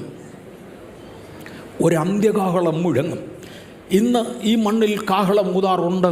എല്ലാ വർഷവും യഹൂദൻ കാഹളം ഊതേണ്ടതാണ്. ഊതുന്നില്ലെന്നറിയാമോ? ഇന്നവർ കാഹളം ഊതുന്നില്ല. അവർ ഗംഭീരധ്വനി ഊതിയിട്ട് 2000 വർഷം കഴിഞ്ഞു. എനിക്ക് കഴിഞ്ഞ ദിവസം ഒരു ഇൻഫർമേഷൻ കിട്ടി. എനിക്കൊരു ലിങ്ക് തന്നു. അതിനകത്തൊരു മെസ്സേജ് ഉണ്ടായിരുന്നു. അത് കൺഫേംഡ് അല്ലാത്തതുകൊണ്ട് ഞാൻ കൺഫേം ചെയ്ത് പറയത്തില്ല. കൺഫേംഡ് അല്ല, പക്ഷെങ്കിൽ ഞാൻ കേട്ടത്, അല്ലെങ്കിൽ എനിക്ക് കിട്ടിയ ലിങ്ക്, 2000 വർഷങ്ങളായിട്ട് ഇസ്രായേൽ ഗംഭീരധ്വനി കാഹളം ഊതാറില്ലായിരുന്നു. പക്ഷേ ഈ മാസം 27-ാം തീയതി രാവിലെ യെരുശലേമിൻ്റെ ചുറ്റുവട്ടത്ത് പാർക്കുന്നവർ റിപ്പോർട്ട് ചെയ്തു, ഇസ്രായേൽ കാഹളം ഊതി. 2000 വർഷങ്ങൾക്ക് ശേഷം അവർ ഗംഭീരധ്വനി ഊതി. ആലയം പണിയാതെ ഇങ്ങനെ കിടക്കാൻ പറ്റത്തില്ല. മശിഹയ്ക്ക് മടങ്ങി വരേണ്ടതുണ്ട്. മശിഹയ്ക്ക് മടങ്ങി വരേണ്ടതിന് ആലയം പണിതേ മതിയാകെയുള്ളൂ. ആലയം പണിയേണ്ടതിന് വേണ്ടി മുൻകൂറായി ഞങ്ങളിത് ഊതട്ടെ എന്ന് പറഞ്ഞുകൊണ്ട് അവരൊരു ഗംഭീരധ്വനി ഊതിയതായി കഴിഞ്ഞ ദിവസം ഒരു ന്യൂസ് മീഡിയയിൽ കിടക്കുന്നത് കണ്ടു. അത് കറക്റ്റ് ന്യൂസാണോ എന്ന് എനിക്ക് അറിഞ്ഞുകൂടാ, അതുകൊണ്ട് ഞാനത് കൺഫേം ചെയ്യുന്നില്ല. പക്ഷേ അങ്ങനെ ഒരു സംഭവം ഞാൻ കണ്ടിരുന്നു. 2000 വർഷങ്ങൾക്ക് ശേഷം ഈ മാസം 27-ാം തീയതി 4 ദിവസയ്ക്ക് മുമ്പേ ആ കാഹളം ഊതി എന്ന് എനിക്ക് കേൾക്കാനിടയായി. അത് നിൽക്കട്ടെ, ഞാൻ മുന്നോട്ട് വരട്ടെ. ഈ കാഹളം കേവലം ഒരു ശബ്ദമല്ല, തൻ്റെ സഭയോട് ഇവിടെ കയറി വരുവാൻ ഒരു സമൻസ് ഓർഡറാ. 1990 ഒരു ദിവസം ഞാൻ എൻ്റെ ജോലിക്ക് പോകാൻ വേണ്ടി എയറോനോട്ടിക്കൽ ഡെവലപ്മെൻറ്റ് എസ്റ്റാബ്ലിഷ്മെൻറ്റിൽ ഒരു പുതിയ പ്രൊജക്റ്റ് എടുത്ത് ആ പുതിയ പ്രൊജക്റ്റിന് വേണ്ടി ഒരു പുതിയ ഓഫീസ് അലോട്ട് ചെയ്ത് ഫർണിച്ചറെല്ലാം അതിനകത്ത് കൊണ്ട് കൂട്ടിയ ശേഷം തിങ്കളാഴ്ച രാവിലെ വന്ന് ഈ ഓഫീസ് സെറ്റപ്പ് ചെയ്ത് അതിനകത്ത് പ്രവർത്തനം തുടങ്ങണമെന്ന് പറഞ്ഞ് ടെലിഫോൺ വരെ കണക്ട് ചെയ്ത് കഴിഞ്ഞു. തിങ്കളാഴ്ച രാവിലെ ഞാൻ ഉണർന്നു. ഗംഗാനഗറിൽ എൻ്റെ വീട്ടിലാണ് ഞാൻ ഉണരുന്നത്. ഉണർന്ന് പെട്ടെന്ന് ഡ്രസ്സ് ചെയ്ത് പോകണം. ഒരു വെള്ള ജീപ്പ് മുന്നേ വന്ന് നിൽക്കുന്നത് കണ്ടു. ചില മിനിറ്റുകൾക്കകം അതിൽ നിന്ന് 1-2 പേര് ഇറങ്ങി വന്നു. ഞാൻ വിചാരിച്ചു പ്രാർത്ഥനയുടെ ആവശ്യത്തിന് വേണ്ടി 2 പെട്ടെന്ന് വന്നിരിക്കുക. ഇപ്പം ജോലിക്ക് പോകണമല്ലോ, അതിനിടയ്ക്കാണോ ഇപ്പം പ്രാർത്ഥിക്കാൻ വരുന്നത്. 2 കതക് തുറന്നപ്പോൾ അവർ പറഞ്ഞു, സമൻസ് ഓർഡറും കൊണ്ട് വന്നിരിക്കുക, നിന്നെ കോടതിക്ക് വേണം. ഞാൻ പറഞ്ഞു, ഒരു രക്ഷയില്ല, ഇന്നിപ്പോൾ എനിക്ക് പുതിയ ഓഫീസ് തുടങ്ങുകയാണ്, ഞാൻ സെൻട്രൽ ഗവൺമെൻറ് ഉദ്യോഗസ്ഥനാണ്, ഞാൻ അതൊക്കെ കയ്യിലിരിക്കട്ടെ, ജീപ്പയിലോട്ട് കയറ്, ഇതൊരു സമൻസ് ഓർഡറാണ്. ഈ കാഹളം അന്ത്യത്തിൽ ധ്വനിക്കുന്നത് ഇതിനകത്തിരിക്കുന്ന ദൈവമക്കൾക്ക് ഒരു സമൻസ് ഓർഡറാണ്. ഇവിടെ കയറി വരിക. ഇതുവരെ ചെയ്തതിൻ്റെ കണക്ക് തീർക്കുവാൻ, ഇന്ന് പകൽ നിന്നോട് കണക്ക് തീർക്കുവാൻ, ക്രിസ്തുവിൻ്റെ ന്യായാസനത്തിന് മുൻപാകെ അപ്പിയർ ചെയ്യുവാൻ സമൻസ് ഓർഡറാണ് അന്ന് ധ്വനിക്കാൻ പോകുന്ന കാഹളം. ശബ്ദം മാത്രമല്ല, ഒരു സമൻസ് ഓർഡർ കൂടെയാണ്. മരണത്തിനടിമയായി മണ്ണിൽ ഉറങ്ങുന്നതിൻ്റെ മണവാട്ടിയെ തൻ്റെ മണവാളൻ്റെ അരികിലേക്ക് വിളിച്ചു കയറ്റുവാൻ ഒരു സമൻസ് ഓർഡറുണ്ട്. ഗംഭീരധ്വനി ഊതും എന്ന് മറക്കരുത്. The bride will be received unto the bridegroom because of that heavy noise, because of the heavy sound. ഞാൻ പറഞ്ഞത് സൗണ്ട് അല്ല ഇതിനകത്തെ പ്രധാനം, അതിനകത്തെ വലിപ്പമുള്ളത്, അതിനകത്തെ 1 തെസ്സലോനിക്കർ 4:16 പൗലോസ് ഈ ആശയം പിന്നെയും പറഞ്ഞു. കർത്തദൂതൻ ഗംഭീരനാദത്തോടും പ്രധാന ദൂതൻ്റെ ശബ്ദത്തോടും ദൈവത്തിൻ്റെ കാഹളത്തോടും കൂടെ സ്വർഗത്തിൽ നിന്ന് ഇറങ്ങി വരികയും ക്രിസ്തുവിൽ മരിച്ചവർ മുമ്പേ ഉയർത്തെഴുന്നേൽക്കുകയും ചെയ്യും. ആ സമൻസ് ഓർഡർ മധ്യാകാശത്തിൽ മുഴങ്ങുമ്പോൾ നാം ഇവിടെ ഉയർത്തെഴുന്നേറ്റേ മതിയാകെയുള്ളൂ. മത്തായിയുടെ സുവിശേഷം 25:6 യേശു അതിനെ ഒരു മിഡ് നൈറ്റ് ക്രൈ, അർദ്ധരാത്രിയുടെ ആർപ്പ് വിളി എന്ന് വിളിക്കാറുണ്ട്. 25:6 മുതൽ 10 വരെയുള്ള വാക്യങ്ങളാണ്. അർദ്ധരാത്രിക്കോ മണവാളൻ വരുന്നു. ആ വാക്യം ഒന്ന് വായിക്കണേ. ആക്ച്വലി നമ്മൾ ഒരു തിരുവചന ഭാഗം പരസ്യമായി വായിക്കുന്ന പതിവുണ്ട്. ഇന്നും വായിക്കാൻ ഒരാളിനോട് പറഞ്ഞു, മെസ്സേജ് തുടങ്ങുന്നതിന് മുമ്പേ വായിക്കാൻ. ഞാനങ്ങ് വിട്ടുപോയി, അതുകൊണ്ട് വായിച്ചില്ല. പക്ഷെ മെസ്സേജ് തീരുന്നതിന് മുന്നമേ അല്ലെങ്കിൽ മെസ്സേജ് തീർന്നോ സ്തോത്ര കാഴ്ചയ്ക്ക് മുമ്പേ നമ്മൾ പരസ്യമായി ഹഗ്ഗായി പ്രവചനത്തിൽ നിന്നൊരു വാക്യം വായിക്കും. അത് ഇന്നത്തേക്ക് ദൈവം നിയമിച്ച ഭാഗമാണ്. അതുകൊണ്ട് അതും കൂടെ ചേർന്നെങ്കിൽ മാത്രമേ മെസ്സേജ് കംപ്ലീറ്റ് ആകത്തുള്ളൂ. ഇവിടെ തന്നെ മത്തായിയുടെ സുവിശേഷം 25:6 മുതൽ 10 വരെയുള്ള വാക്യം ദയവായി ശബ്ദമുയർത്തി വായിക്കാമോ? അർദ്ധരാത്രിക്കോ മണവാളൻ വരുന്നു, അവനെ എതിരേൽപ്പാൻ പുറപ്പെടുവീൻ എന്ന ആർപ്പുവിളി ഉണ്ടായി. അപ്പോൾ കന്യകമാർ എല്ലാവരും എഴുന്നേറ്റ് വിളക്ക് തെളിയിച്ചു. എന്നാൽ ബുദ്ധിയില്ലാത്തവർ ബുദ്ധിയുള്ളവനോട്, ഞങ്ങളുടെ വിളക്ക് കെട്ടുപോകുന്നത് കൊണ്ട് നിങ്ങളുടെ എണ്ണയിൽ കുറെ ഞങ്ങൾക്ക് തരുവീൻ എന്ന് പറഞ്ഞു. ബുദ്ധിയുള്ളവർ, ഞങ്ങൾക്കും നിങ്ങൾക്കും പോരാ എന്ന് വരാതിരിപ്പാൻ നിങ്ങൾ വിൽക്കുന്നവരുടെ അടുക്കൽ പോയി വാങ്ങിക്കൊള്ളുവീൻ എന്ന് ഉത്തരം പറഞ്ഞു. അവർ വാങ്ങുവാൻ പോയപ്പോൾ മണവാളൻ വന്നു. ഒരുങ്ങിയിരുന്നവർ അവനോടുകൂടെ കല്യാണ സദ്യക്ക് ചെന്നു, വാതിൽ അടയ്ക്കുകയും ചെയ്തു. ഇവിടെ ഇടയ്ക്കുള്ള കുറേ ഭാഗങ്ങൾ ഞാൻ ഇവിടെ പ്രിന്റ് ചെയ്യാതെ വിട്ടുകളഞ്ഞു. അതുകൊണ്ടാണത് പരസ്യമായി വായിക്കുവാൻ കർത്താവിൽ ആഗ്രഹിച്ചത്. കാഹളം മൃദുലധ്വനിയമായി ഊതിയപ്പോൾ ഒരുപാട് കന്യകമാർ എഴുന്നേറ്റു. ദൈവസഭ ആയിരങ്ങൾ എഴുന്നേറ്റു. പക്ഷേ എല്ലാവരും വിളക്കോടുകൂടെ പാത്രത്തിൽ എണ്ണ എടുത്തില്ല. 5 കന്യകമാരെ ബുദ്ധിയുള്ളവരെന്ന് കർത്താവ് വിളിക്കുന്നു. അവർ വിളക്കെടുത്തു, വിളക്ക് നിറച്ചു, വിളക്കോടുകൂടെ പാത്രത്തിൽ എണ്ണ എടുത്തു. വേറൊരു 5 പേർ ബുദ്ധിഹീനരായിരുന്നു. അവർ വിളക്കും എണ്ണയും മാത്രം കരുതി, പാത്രത്തിൽ എണ്ണ കരുതിയില്ല. ഈ കാഹളം കൊണ്ട് വന്നാൽ, സമാഗമന കൂടാരത്തിൽ നിന്റെ അടുക്കൽ കൂടിയാൽ അവർക്കൊരു ജോലിയുണ്ട്, അവരുടെ പാത്രങ്ങളിൽ എണ്ണ ശേഖരിക്കുക. എല്ലാവരും നിദ്ര കൊണ്ടുറങ്ങി. ഇറങ്ങിത്തിരിച്ച ദൈവത്തിൻ്റെ സഭ മുഴുവനും ഇവിടെ മരിച്ച് അവർ നിശ്രമം പ്രാപിക്കും. എല്ലാവരും നിദ്ര കൊണ്ടുറങ്ങി. അർദ്ധരാത്രിയായപ്പോൾ, ആരും പ്രതീക്ഷിക്കാത്ത സമയമായപ്പോൾ ഒരൊറ്റ മിഡ് നൈറ്റ് ക്രൈ, അർദ്ധരാത്രിക്ക് ഒരു ആർപ്പ് വിളി, മണവാളൻ വരുന്നു, എതിരേൽപ്പാൻ പുറപ്പെടുക. 2ാമത്തെ കാഹളം ധ്വനിച്ചു. എല്ലാവരും ഉണർന്നു. എല്ലാവരും വിളക്ക് തെളിയിപ്പാൻ നോക്കി. പക്ഷെ 5 പേരുടെ വിളക്ക് കെട്ടുപോകാൻ തുടങ്ങി. 5 പേർ വിൽക്കുന്നവരുടെ അടുക്കൽ വാങ്ങിക്കാൻ പോയി. സമയം ഉപയോഗിക്കാതെ പിന്നാട്ടെന്നും പറഞ്ഞ് മാറ്റിവെച്ചവർ പോയ പരുവത്തിന് മണവാളൻ വന്നു. ഒരുങ്ങിയിരുന്നവർ 5 പേർ ഒരുങ്ങിയവരായിരുന്നു. മണവാളനോടുകൂടെ മണിയറയിൽ കടന്നു, വാതിലടച്ചു. ആ ദിവസം ദൂരമല്ല എന്നൊന്നുകൂടെ ഓർമ്മിപ്പിക്കട്ടെ. അതിനു വേണ്ടിയും കൂടെയാണ് ഈ കാഹളം. 1ാമത്തെ കാഹളം ജനത്തെ ലോകത്തിൽ നിന്നും വേർതിരിച്ച് ആലയത്തിൽ കൊണ്ടുവന്നു. 2ാമത്തെ ഗംഭീരധ്വനി വേർതിരിച്ചവരെ ഒന്നുകൂടെ വേർതിരിക്കും, കരുതിയിരുന്നവരും കരുതാതിരുന്നവരും. ഇന്ന് പകൽ 1ാം കാഹളത്തിൽ പങ്കുള്ളവരാകുവാൻ കർത്താവ് നമുക്ക് പദവി തന്നു. 2ാം കാഹളത്തിൽ പങ്കുള്ളവരാകുവാൻ നമ്മുടെ ജീവിതത്തെ കൃപയിൽ സൂക്ഷിക്കാം. 1 കൊരിന്ത്യർ 15:52 എന്നാൽ അന്ത്യകാഹളത്തെങ്കിൽ പെട്ടെന്ന് കണ്ണുവയ്ക്കുന്നതിനിടയിൽ നാം എല്ലാവരും രൂപാന്തരം പ്രാപിക്കും. കാഹളം ധ്വനിക്കും, മരിച്ചവർ അക്ഷയരായി ഉയർക്കുകയും നാം രൂപാന്തരം പ്രാപിക്കുകയും ചെയ്യും. ഇനിയും 2 കാഹളങ്ങൾ ഉണ്ടാക്കാൻ പറഞ്ഞല്ലോ. ഇത് 2 ഒരേ ഷെയ്പ്പാണെന്നും ഒരേ വലിപ്പമാണെന്നും പറയുന്നവർ ഉദ്ധരിക്കുന്ന ന്യായം തന്നെ ഇവിടെയാണ്. വെളിപ്പാട് പുസ്തകം 22:17 2 കൂട്ടർ യേശുവിൻ്റെ വരവിനെക്കുറിച്ച് പറയുന്നുണ്ട്. വരിക എന്ന് ആത്മാവും മണവാട്ടിയും പറയുന്നു. ഒരു കാഹളം ആത്മാവ് ഊതുമ്പോൾ വേറൊരു കാഹളം മണവാട്ടി ഊതും. 2 പേർക്ക് ഒന്ന് തന്നെയാണ് പറയാനുള്ള. വരിക എന്ന് ആത്മാവും മണവാട്ടിയും പറയുന്നു. വരിക എന്ന് കേൾക്കുന്നവനും പറയട്ടെ. ദാഹിക്കുന്നവൻ വരട്ടെ, ഇച്ഛിക്കുന്നവൻ ജീവജലം സൗജന്യമായി വാങ്ങട്ടെ. ആ കാഹളം ധ്വനിക്കുന്നതിന് മുന്നമേ ജീവജലം വാങ്ങുവാനുള്ള ദിവസങ്ങളാണ്. വിൽക്കുന്നവരുടെ അടുക്കൽ ഇപ്പോഴാണ് പോകേണ്ടത്. കാഹളം ധ്വനിച്ച ശേഷമല്ല. അതിന് നമുക്കൊന്ന് തയ്യാറാകാം. അപ്പോസ്തലപ്രവൃത്തികളുടെ പുസ്തകം 1-ാം അധ്യായം 6-7 വാക്യങ്ങളിൽ യേശു തൻ്റെ ശിഷ്യന്മാരുമായി ഒരുമിച്ച് കൂടിയിരുന്നപ്പോൾ അവൻ അവരോട്, കർത്താവേ, ഇസ്രായേലിന് ഈ കാലത്തിലോ രാജ്യം യഥാസ്ഥാനത്താക്കി കൊടുക്കുന്നത് എന്ന് ചോദിച്ചു.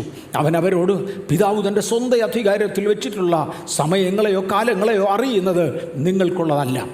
ഒരിക്കൽ യേശുവിൻ്റെ സ്വർഗാരോഹണത്തിന് തൊട്ട് മുന്നമേ യേശു തൻ്റെ ശിഷ്യന്മാരെ വിളിച്ച് ഒലിവ് മലയിൽ എല്ലാവരും കൂടെ ഒരുമിച്ച് കൂടി. അവിടെ നിന്നപ്പോൾ ശിഷ്യന്മാരൊരു ചോദ്യം ചോദിച്ചു, കർത്താവേ, അങ്ങ് ഇസ്രയേലിന് എപ്പോഴാണ് രാജ്യം യഥാസ്ഥാനത്താക്കി കൊടുക്കുന്നത്? ഇസ്രയേലിൻ്റെ രാജ്യം യഥാസ്ഥാനത്താകാൻ കാത്തിരുന്നിട്ട് നടക്കാതെ വന്നാണ് അവസാനം അവർ 27-ാം തീയതി കാഹളം ഊതിക്കഴിഞ്ഞു എന്നറിയുന്നത്. അവിടുത്തെ എക്സ്ട്രീമിസ്റ്റ് ഇങ്ങനെ കാത്തിരിക്കാൻ പറ്റുകയില്ല, ഇത് ഒത്തിരി കാലമായി എന്ന് പറഞ്ഞ് 2000 വർഷങ്ങൾക്ക് ശേഷം 27-ാം തീയതി കാഹളം ഊതി എന്ന് കേൾക്കുന്നത് അറിഞ്ഞുകൂടാ. കേൾക്കുന്നത് അവിടുത്തെ എക്സ്ട്രീമിസ്റ്റാണ്. കാര്യം ഒത്തിരി നാളായിരിക്കുക. ഇസ്രയേലിന് ഈ കാത്തിരിപ്പ് പണ്ട് മുതലേ ഉണ്ട്. യേശുവിനോട് ശിഷ്യന്മാർ നേരിട്ട് ചോദിച്ചു, ഈ കാലങ്ങളിലാണോ രാജ്യം യഥാസ്ഥാനത്താക്കുന്നത്?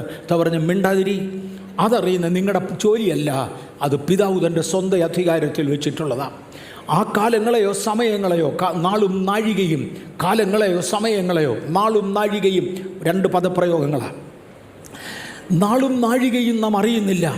ആ കാലങ്ങളോ സമയങ്ങളോ അറിയുന്നതും നിങ്ങളുടെ പണിയല്ല, അത് പിതാവ് തൻ്റെ സ്വന്തം അധികാരത്തിൽ വെച്ചതാണ്.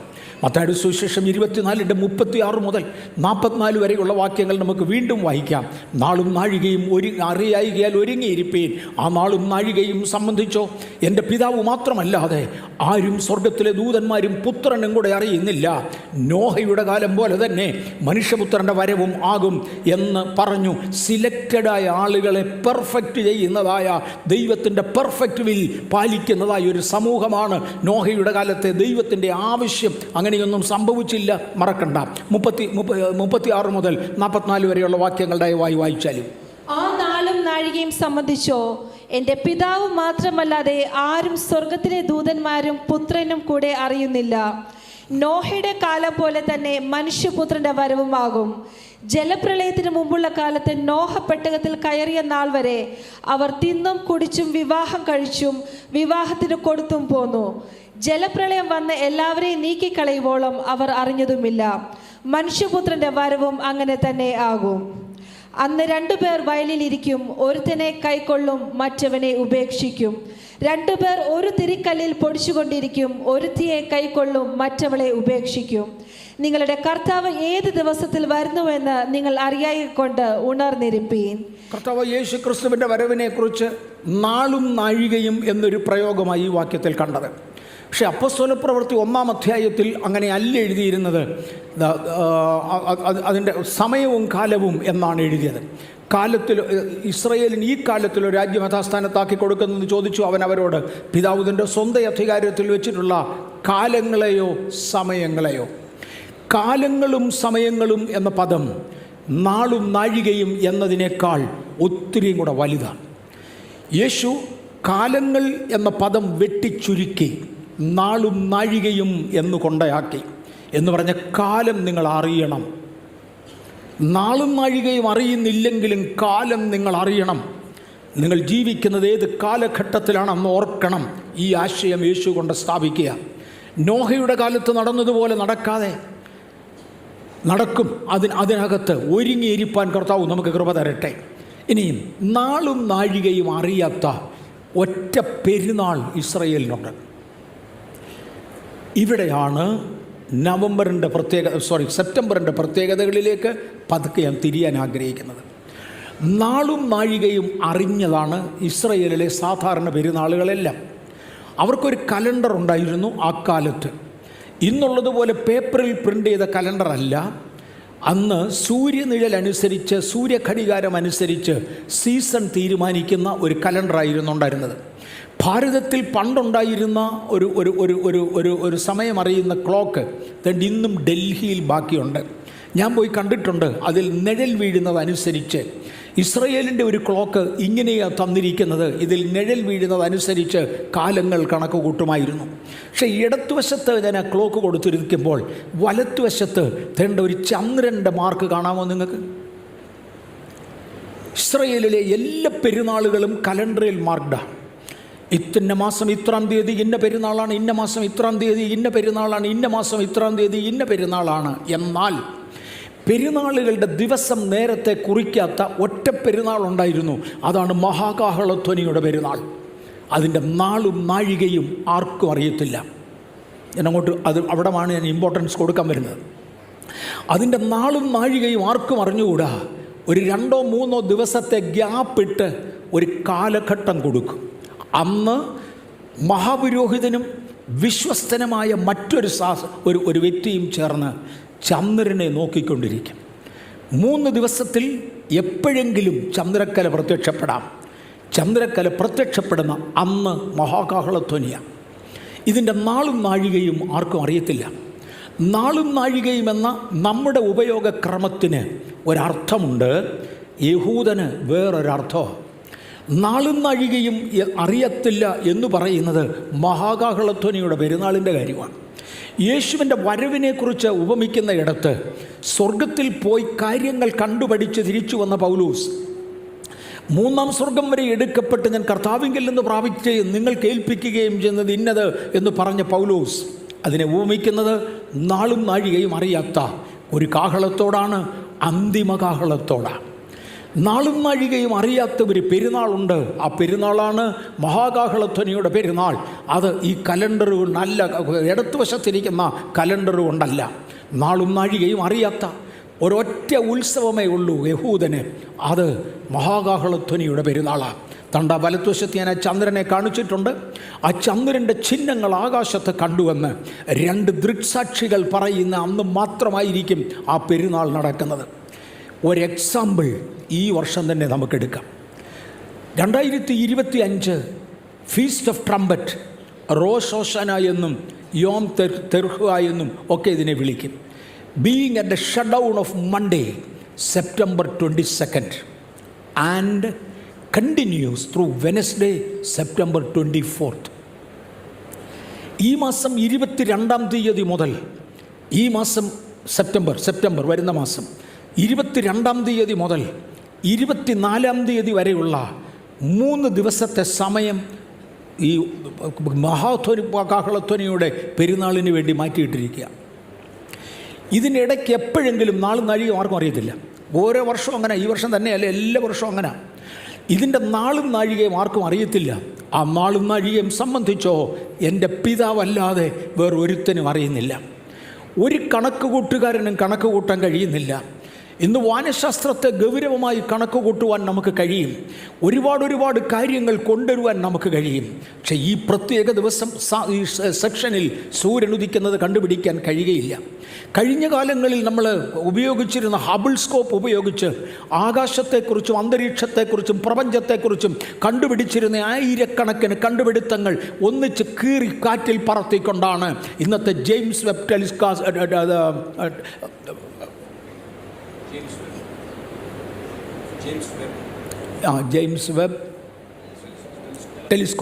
ടെലിസ്കോപ്പ് രംഗത്ത് വന്നത്. ഇതുവരെ കണ്ടുപിടിച്ചിരുന്ന ഒരുപാട് കണ്ടുപിടുത്തങ്ങൾ എഴുതി തള്ളി.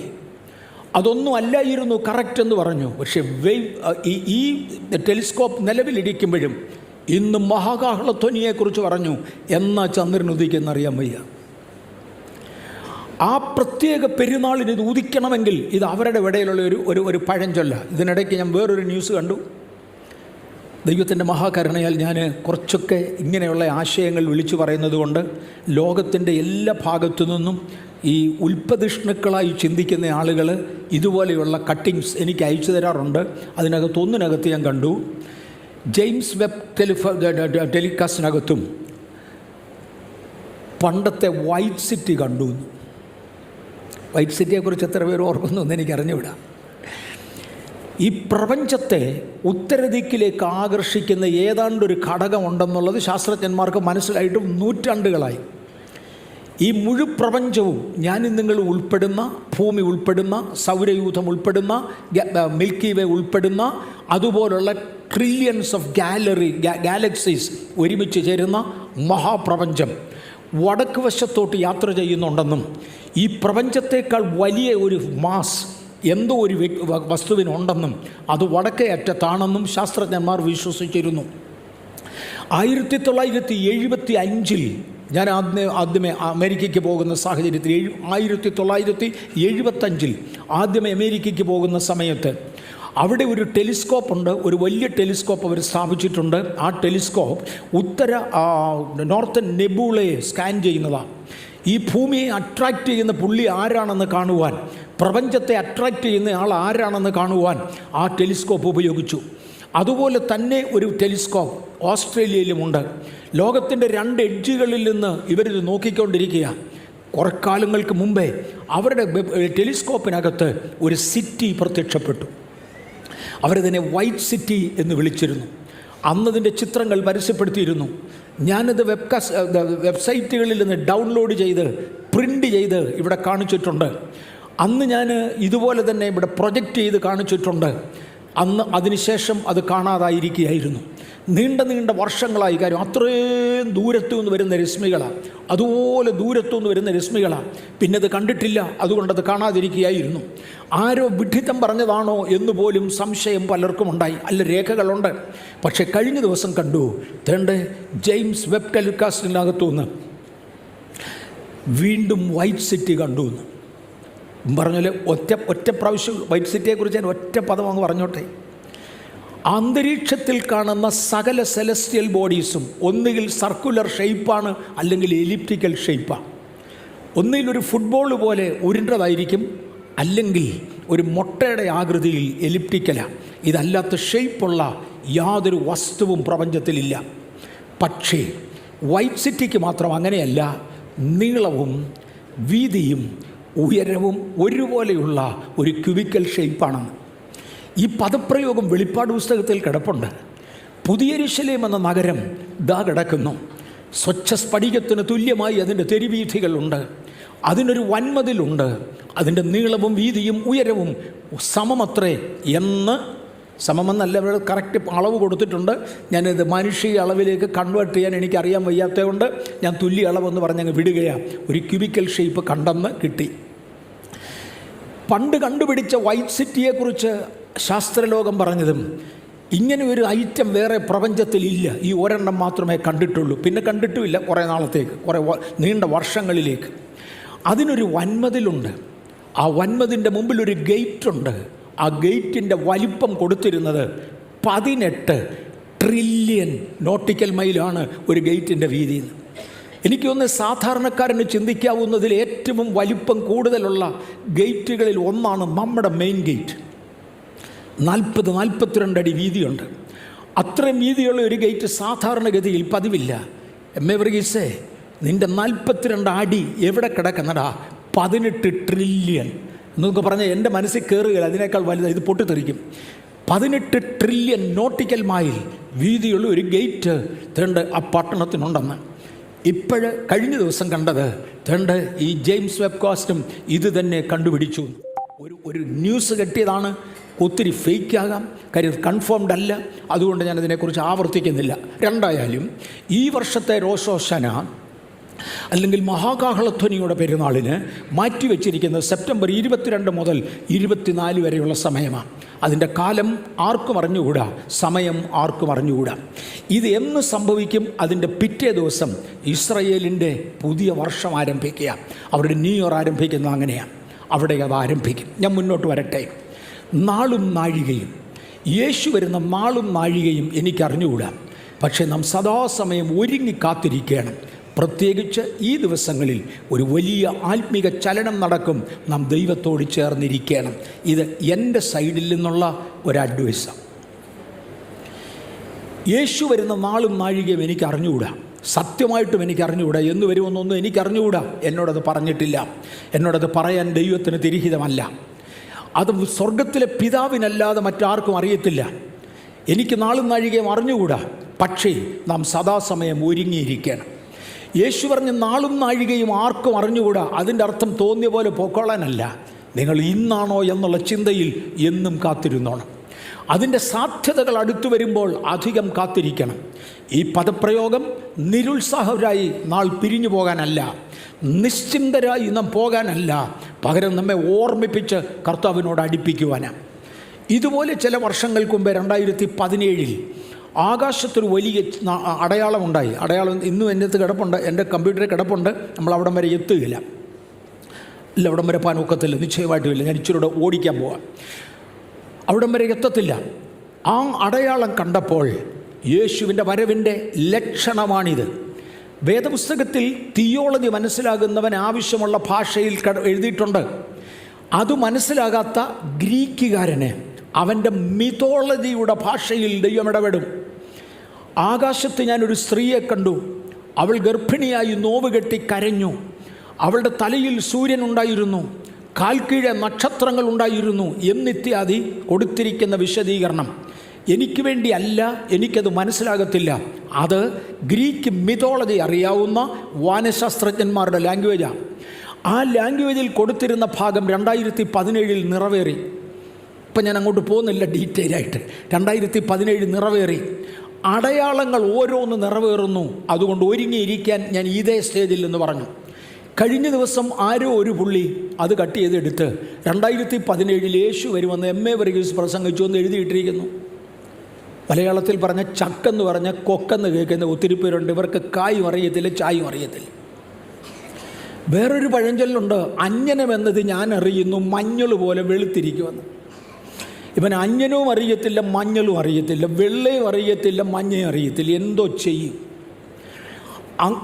ആ ധാരണയുള്ളവരുടെ മുമ്പിൽ ഇത് ഇടുന്നത് കൊണ്ടാണ് ഞാൻ ഒരു പ്രാവശ്യം കൂടെ ഇൻ റൈറ്റിംഗ് ഇത് മുന്നിലോട്ട് വെച്ചത്. യേശു വരുന്ന നാളും നാഴികയും എനിക്ക് അറിഞ്ഞുകൂടാ, പക്ഷേ നാം ഒരുങ്ങിയിരിക്കണം എന്ന് കർത്താവ് പറഞ്ഞ കാര്യം മറക്കരുത്. അത് ഞാൻ ഒന്നുകൂടെ ഓർമ്മിപ്പിക്കുക. മുന്നോട്ട് വരട്ടെ. ദൈവത്തിൻ്റെ 3-ാം നാൾ എന്ന അടുത്തൊരാശയം തൊടാൻ പോവാം. 90-ാം സങ്കീർത്തനത്തിൻ്റെ 4-ാമത്തെ വാക്യത്തിൽ 1000 സംവത്സരം നിൻ്റെ ദൃഷ്ടിയിൽ ഇന്നലെ കഴിഞ്ഞു പോയ ദിവസം പോലെയും രാത്രിയിലെ ഒരു യാമം പോലെയും മാത്രം ഇരിക്കുന്നു. 1000 സംവത്സരം, മനുഷ്യൻ്റെ 1000 സംവത്സരം ഒരുമിച്ച് ചേർത്താൽ ദൈവത്തിൻ്റെ ഒരു ദിവസത്തിൻ്റെ തുല്യമാണ്. അങ്ങനെയാണെങ്കിൽ നാം ഒരു പക്ഷേ ദൈവത്തിൻ്റെ 3-ാം നാളിലേക്ക് പ്രവേശിച്ച് കാണും. പത്രോസിൻ്റെ ലേഖനത്തിലും ഇതേ ആശയം, 90-ാമത്തെ സങ്കീർത്തനത്തിൽ മോശ ഇട്ടിരിക്കുന്ന അതേ ആശയം പത്രോസിൻ്റെ 2-ാം ലേഖനത്തിലും കൊടുത്തിട്ടുണ്ട്, 3-ാം അധ്യായത്തിൻ്റെ 8-ാമത്തെ വാക്യത്തിൽ. എന്നാൽ പ്രിയമുള്ളവരെ, കർത്താവിന് ഒരു ദിവസം 1000 സംവത്സരം പോലെയും 1000 സംവത്സരം ഒരു ദിവസം പോലെയും ഇരിക്കുന്നു എന്നിക്കാര്യം നിങ്ങൾ മറക്കരുത്. പഴയ നിയമത്തിലും പുതിയ നിയമത്തിലും ഇത് റീകൺഫേം ചെയ്ത് നമ്മോട് സംസാരിച്ചിരിക്കുകയാണ്. പഴയ നിയമത്തിൻ്റെ പ്രധാന വ്യക്തിത്വമായിരുന്ന മോശയും പുതിയ നിയമത്തിലെ പ്രധാന അപ്പോസ്തലന്മാരിൽ ഒരുവനായ പത്രോസും ഈ കാര്യം എടുത്തോർമ്മിപ്പിച്ചു. മനുഷ്യൻ്റെ 1000 സംവത്സരം ദൈവത്തിൻ്റെ ഒരു ദിവസം പോലെയാണ്. യോഹന്നാൻ്റെ സുവിശേഷം 2-ാം അധ്യായം 19 മുതൽ 21 വരെയുള്ള വാക്യങ്ങളിൽ യേശു 3-ാമത്തെ ദിവസത്തിന് ഏതാണ്ട് ഒരു പ്രത്യേകത പറഞ്ഞു. തിരികെ പണിയുന്ന 3-ാം നാൾ യേശു ഇങ്ങനെ പറഞ്ഞു. യേശു അവരോട്, ഈ മന്ദിരം പൊളിപ്പീൻ, ഞാൻ 3 ദിവസത്തിനകം അതിനെ പണിയും എന്ന് ഉത്തരം പറഞ്ഞു. അവനോ തൻ്റെ ശരീരമെന്ന മന്ദിരത്തെക്കുറിച്ച് അത്രയേ പറഞ്ഞത്.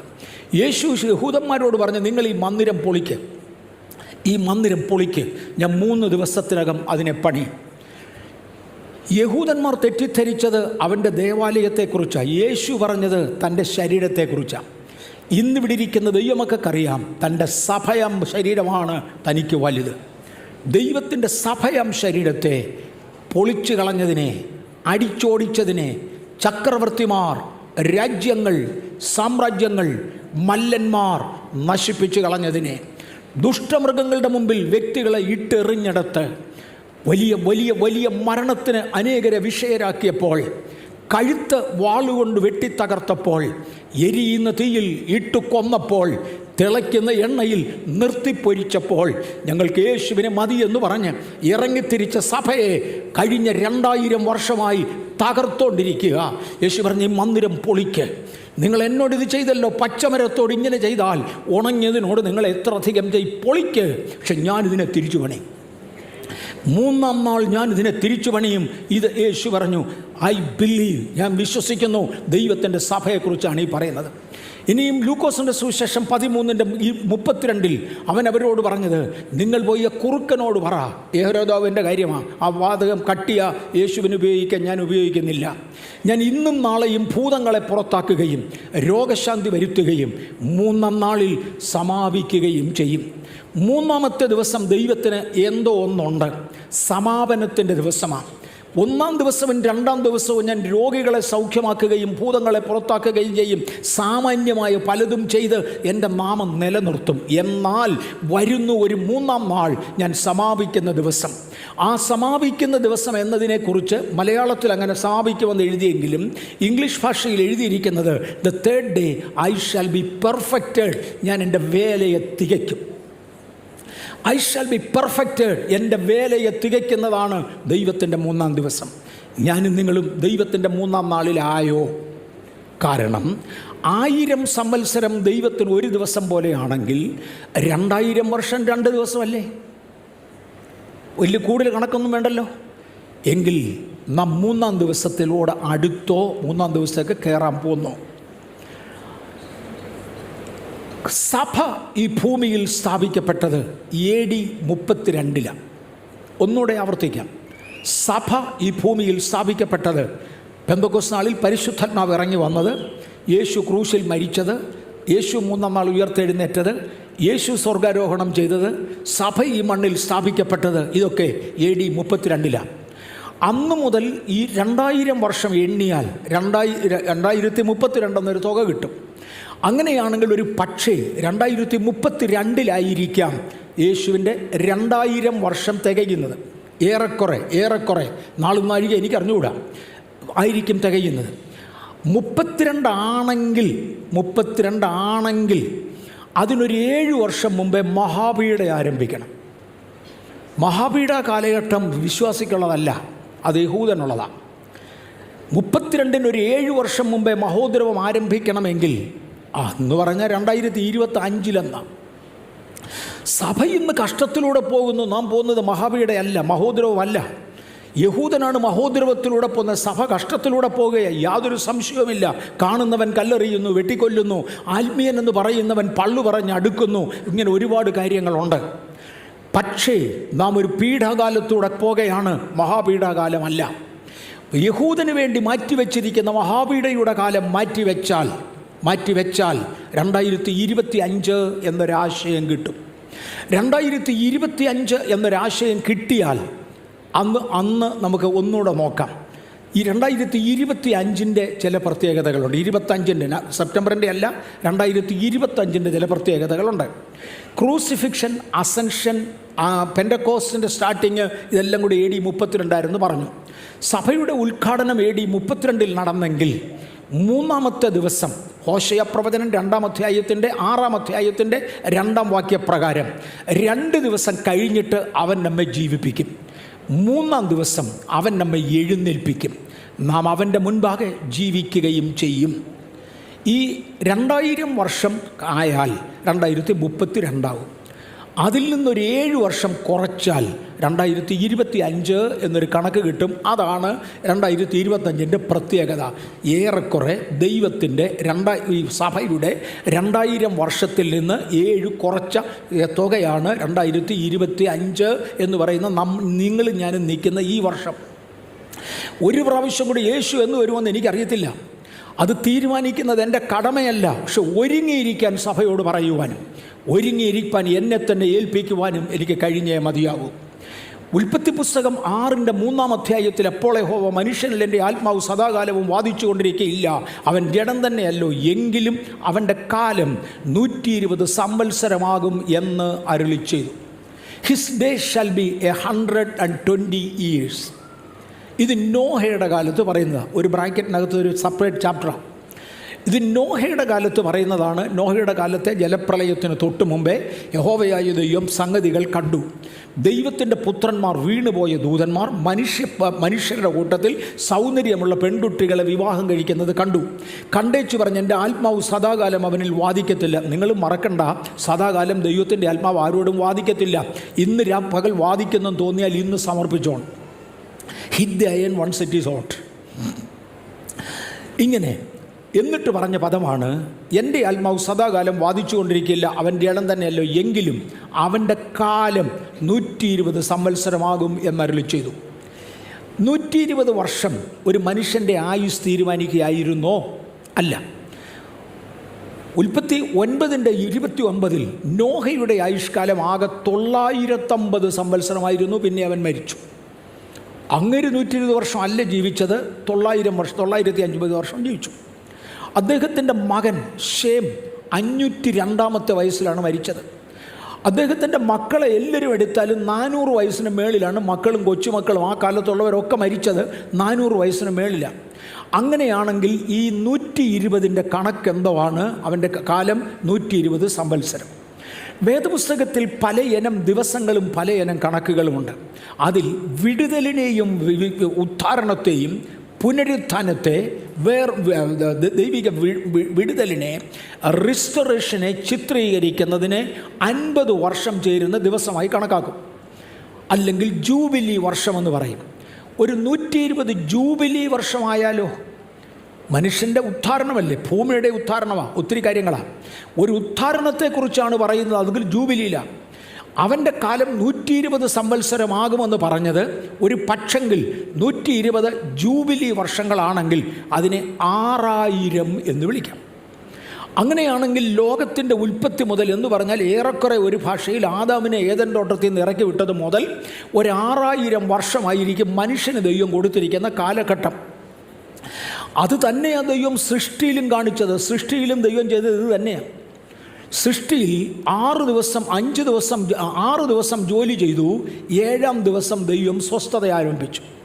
പുതിയ നിയമത്തിൻ്റെ കണക്കനുസരിച്ചും 6000 വർഷം മനുഷ്യന് കൊടുക്കുകയും 7000 ഒടുവിലത്തെ ഒരു ദിവസം അത് ദൈവം നേരിട്ട് ഭരിക്കുന്ന സഹസ്രാബ്ദ വാഴ്ചയായി മാറുകയും ചെയ്യുമെന്ന് ക്രിസ്ത്യൻ്റെ മൊത്തം അംഗീകരിക്കുന്നു. അങ്ങനെയാണെങ്കിൽ ഏറെക്കുറെ 2032 ഈ സമയം തീരേണ്ടത്, 7000 വർഷം തീരേണ്ടത്, 6000 വർഷം തീരേണ്ടത്. അതിൽ നിന്ന് ഒരു 7 മാറ്റി ആ കണക്കാണ് നമ്മൾ എടുത്തത്. ജൂബിലി വർഷത്തെക്കുറിച്ച് ഇവിടെ വ്യക്തമായൊരു കണക്ക് തന്നിട്ടുണ്ട്. ഫ്രം ദ ക്രിയേഷൻ സൃഷ്ടി മുതൽ, ഇത് കാണാമോ? ഇല്ല. സൃഷ്ടി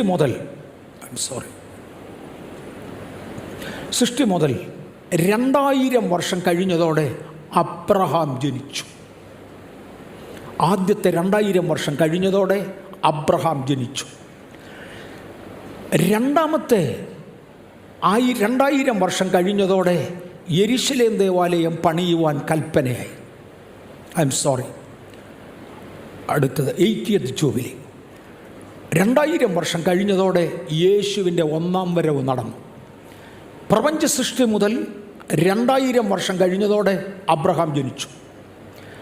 അബ്രഹാമിൻ്റെ ജനനം മുതൽ 2000 വർഷം കഴിഞ്ഞതോടെ യേശുവിൻ്റെ 1-ാമത്തെ വരവായിരുന്നു.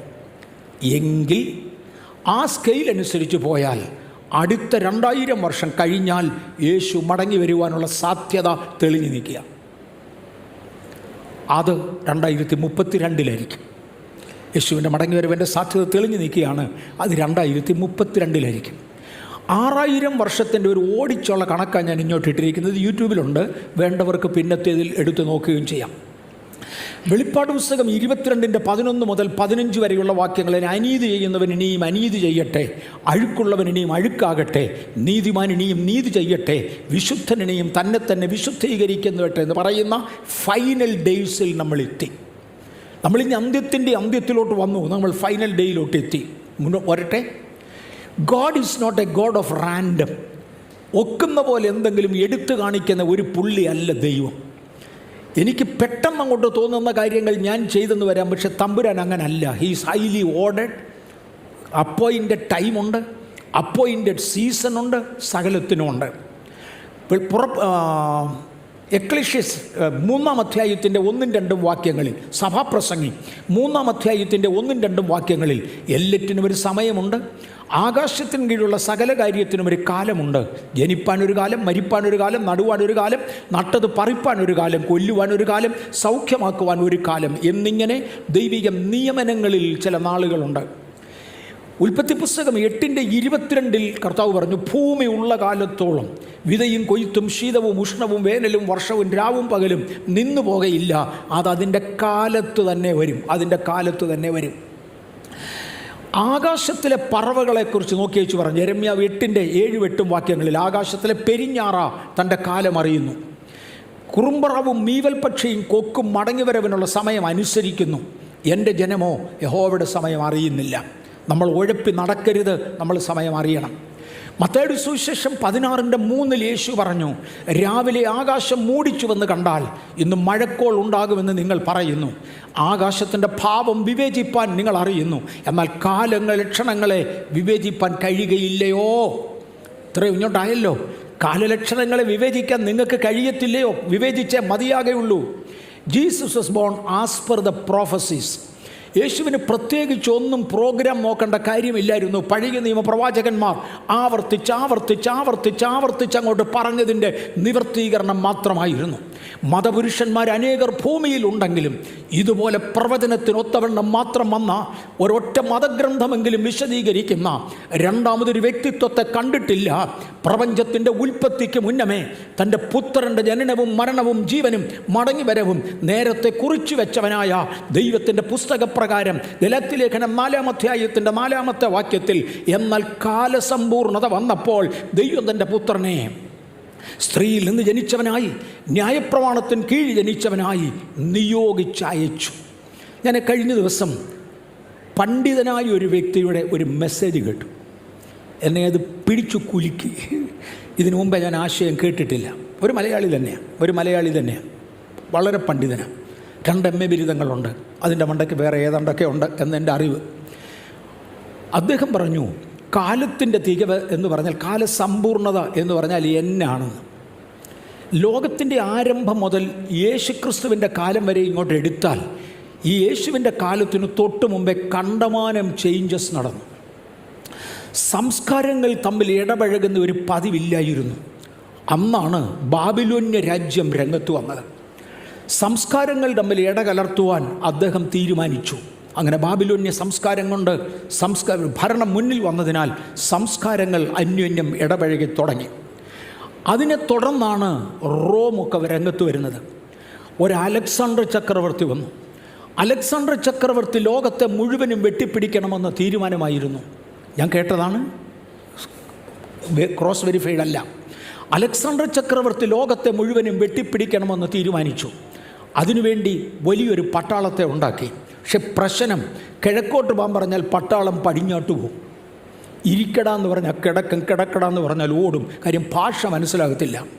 ലോകത്തിൽ 1000 വ്യത്യസ്ത ഭാഷകളും എല്ലാ ഇടത്തു നിന്നും ആളുകളും പട്ടാളത്തിലുള്ളതുകൊണ്ട് പട്ടാളക്കാരന് ഭാഷ മനസ്സിലാകുന്നില്ല എന്നതിനാൽ അദ്ദേഹം തീരുമാനിച്ചു, ഒറ്റ ഭാഷ ലോകം മുഴുവൻ പഠിപ്പിച്ചേ പറ്റൂ. അതിനുവേണ്ടി അദ്ദേഹം ഗ്രീക്ക് ഭാഷ രംഗത്ത് കൊണ്ടുവന്നു. ഭൂമിയിൽ എല്ലായിടത്തും ഗ്രീക്ക് പഠിപ്പിച്ചു. ആ പ്രസംഗത്തിന് ഇങ്ങനെ എടുത്തു പറഞ്ഞു, നിങ്ങൾ മെഡിക്കൽ സയൻസിലോട്ട് നോക്ക്, ഗ്രീക്ക് പദങ്ങളാണ് ഒരുപാട്. നിങ്ങൾ ഫിസിക്സിലോട്ട് കയറ്, ഗ്രീക്ക് പദങ്ങളാണ് ഒരുപാട്. അതറിയാതെ ഒക്കത്തില്ല. കാര്യം ലോകം മുഴുവനും ഒരു ഭാഷ സംസാരിച്ചാൽ മതിയാകും, മനസ്സിലാകും എന്നൊരു സാഹചര്യത്തിലെത്തി വിദ്യാഭ്യാസമുള്ളവരുടെ ഇടയ്ക്ക്. അടുത്തത് കടൽ കൊള്ളക്കാരുടെ ഉപദ്രവം അതികഠിനമായി. അതോടെ റോം തീരുമാനിച്ചു, കടൽ കൊള്ളകളെ അവസാനിപ്പിക്കുവാൻ വേണ്ടി നദികൾ തമ്മിൽ കൂട്ടിച്ചേർക്കുന്ന പുത്തൻ ചാനലുകൾ ഉണ്ടാക്കണം. പുതിയ ചാനലുകൾ കടലുകളെയും ചേർക്കണം, അവയിലൂടെ സഞ്ചാരപാതയാക്കണം. അങ്ങനെ കടലും നദികളും മാത്രം ചേർത്താൽ പോരാ, കരയ്ക്കും റോഡ് വെട്ടണം. കല്ലുപാകിയ റോഡുകൾ, റോഡിൻ്റെ 2 സൈഡിലും മരങ്ങൾ വെച്ച് പിടിപ്പിച്ച റോഡുകൾ റോമിൽ പ്ലാൻ ചെയ്തു. ലോകം മുഴുവനുമായി ഒരു സ്ഥലത്ത് ഒരുവനൊരു പുതുമ പറഞ്ഞാൽ ലോകം മുഴുവനും മനസ്സിലാക്കത്തക്കവണ്ണം ഭാഷ കറക്റ്റ് ചെയ്തു, സംസ്കാരം കറക്റ്റ് ചെയ്തു, റോഡുകൾ കണക്ട് ചെയ്തു. കാലം തികഞ്ഞപ്പോൾ യേശു ജനിച്ചു. അതുകൊണ്ടാണ് താൻ ഒരു സന്ദേശം അവിടെ നിന്ന് പറഞ്ഞത്, ലോകത്തിൻ്റെ അറ്റം വരെ എത്തിയത്. ഭാഷ അറിയാവുന്ന പൗലോസിനെയും ഭാഷ അറിയാവുന്ന ചിലരെയും വേർതിരിച്ചു. അവരൊക്കെ ഗ്രീക്കാണ് പറഞ്ഞത്. ആ ഗ്രീക്ക് ഭാഷ സംസാരിച്ചാൽ ലോകം മുഴുവനും അറിയാം. ഇങ്ങനെ ലോകത്തിൽ വരേണ്ട പരിഷ്കാരങ്ങൾ ലോകത്തിൽ മുഴുവനും കൊണ്ടുവന്നു. കാലസമ്പൂർണത എന്നതിനെ പരിശുദ്ധാത്മാവ് വിളിച്ചു. കാലസമ്പൂർണത വന്നപ്പോൾ ദൈവം തൻ്റെ പുത്രനെ സ്ത്രീയിൽ നിന്ന് ജനിച്ചവനായി അയച്ചു. റോഡുകളെക്കുറിച്ചും ലാംഗ്വേജിനെക്കുറിച്ചും മെനി അറേഞ്ച്മെൻറ്റ്സ് ചെയ്യേണ്ടത് ദൈവം ഒരുമിച്ച് ചെയ്ത് തീർത്ത ശേഷമാണ് തൻ്റെ പുത്രൻ്റെ 1ാമത്തെ വരവ് ഇവിടെ നടത്തിയത്. തൻ്റെ രണ്ടാമത്തെ വരവിനെക്കുറിച്ച് പ്രസംഗിക്കുവാൻ മീഡിയകൾ ഒരുക്കി തീർത്തു. താൻ മടങ്ങി വരുന്നതിന് മുന്നമേ സുവിശേഷം ലോകമൊക്കെയും ഘോഷിക്കപ്പെടണമെന്ന് പറഞ്ഞു. ഇന്നിവിടെ നിന്ന് ഘോഷിക്കപ്പെടുന്ന സുവിശേഷ പദങ്ങൾക്കായി ഞാൻ എൻ്റെ കർത്താവിനെ സ്തുതിക്കുകയാണ്. 5 വൻകരകളിൽ നിന്നും ആവശ്യമുള്ളവർക്ക് കേൾക്കത്തക്കവണ്ണം ടെക്നോളജി ഒരുക്കി ബേഥേലിനെ ഇതിൽ കൊണ്ടാക്കിയ ദൈവത്തെ ഞാൻ നന്ദിയോടെ സ്തുതിക്കുന്നു. ഇന്ന് പകൽ മറ്റുള്ളവരോട് പറയുവാൻ അതെ വേറൊരു കാലസമ്പൂർണതയിൽ കർത്താവ് നമ്മളെ കൊണ്ടുവന്നിരിക്കുകയാണ്. He died on a feast of Passover. ഇനി അടുത്തത് യേശുവിൻ്റെ ജനനം കാലസമ്പൂർണതയിലായിരുന്നു. തൻ്റെ മരണം പാസ് ഓവർ ഒരു നോയമ്പിലായിരുന്നു, അല്ലെങ്കിൽ ഒരാഘോഷത്തിലായിരുന്നു, പെസഹ പെരുന്നാളിനായിരുന്നു. He was buried on the unleaven bread. യേശുക്രിസ്തുവിൻ്റെ ശവസംസ്കാരം നടന്നത് ഒരു പെരുന്നാളിൻ്റെ ദിവസമാണ്. പുളിപ്പില്ലാത്ത അപ്പത്തിൻ്റെ പെരുന്നാൾ. വചനം ജഡമായി ഉരുത്തിരിഞ്ഞ് മനുഷ്യബന്ധമില്ലാതെ വണ്ണം ജനിച്ച് പാപം ചെയ്യാതെ ജീവിച്ച് പുളിപ്പ് തൻ്റെ ശരീരത്തിൽ അനുഭവിക്കാത്ത യേശുവിൻ്റെ ശരീരം കല്ലറയിൽ അടക്കുമ്പോൾ സാക്ഷാൽ പുളിപ്പില്ലാത്ത അപ്പത്തിൻ്റെ പെരുന്നാൾ അവിടെ ആചരിക്കപ്പെടുകയായിരുന്നു. And he was raised on the first fruit. ആദ്യഫലത്തിൻ്റെ പെരുന്നാൾ ഇസ്രയേൽ ആചരിക്കുമ്പോൾ എൻ്റെ യേശു ഉയർത്തെഴുന്നേറ്റു. And inaugurated a church on the feast of Pentecost. അടുത്ത പെന്തക്കോസ്റ്റിൻ്റെ ദിവസം ഈ സഭയും ഉദ്ഘാടനം ചെയ്തു.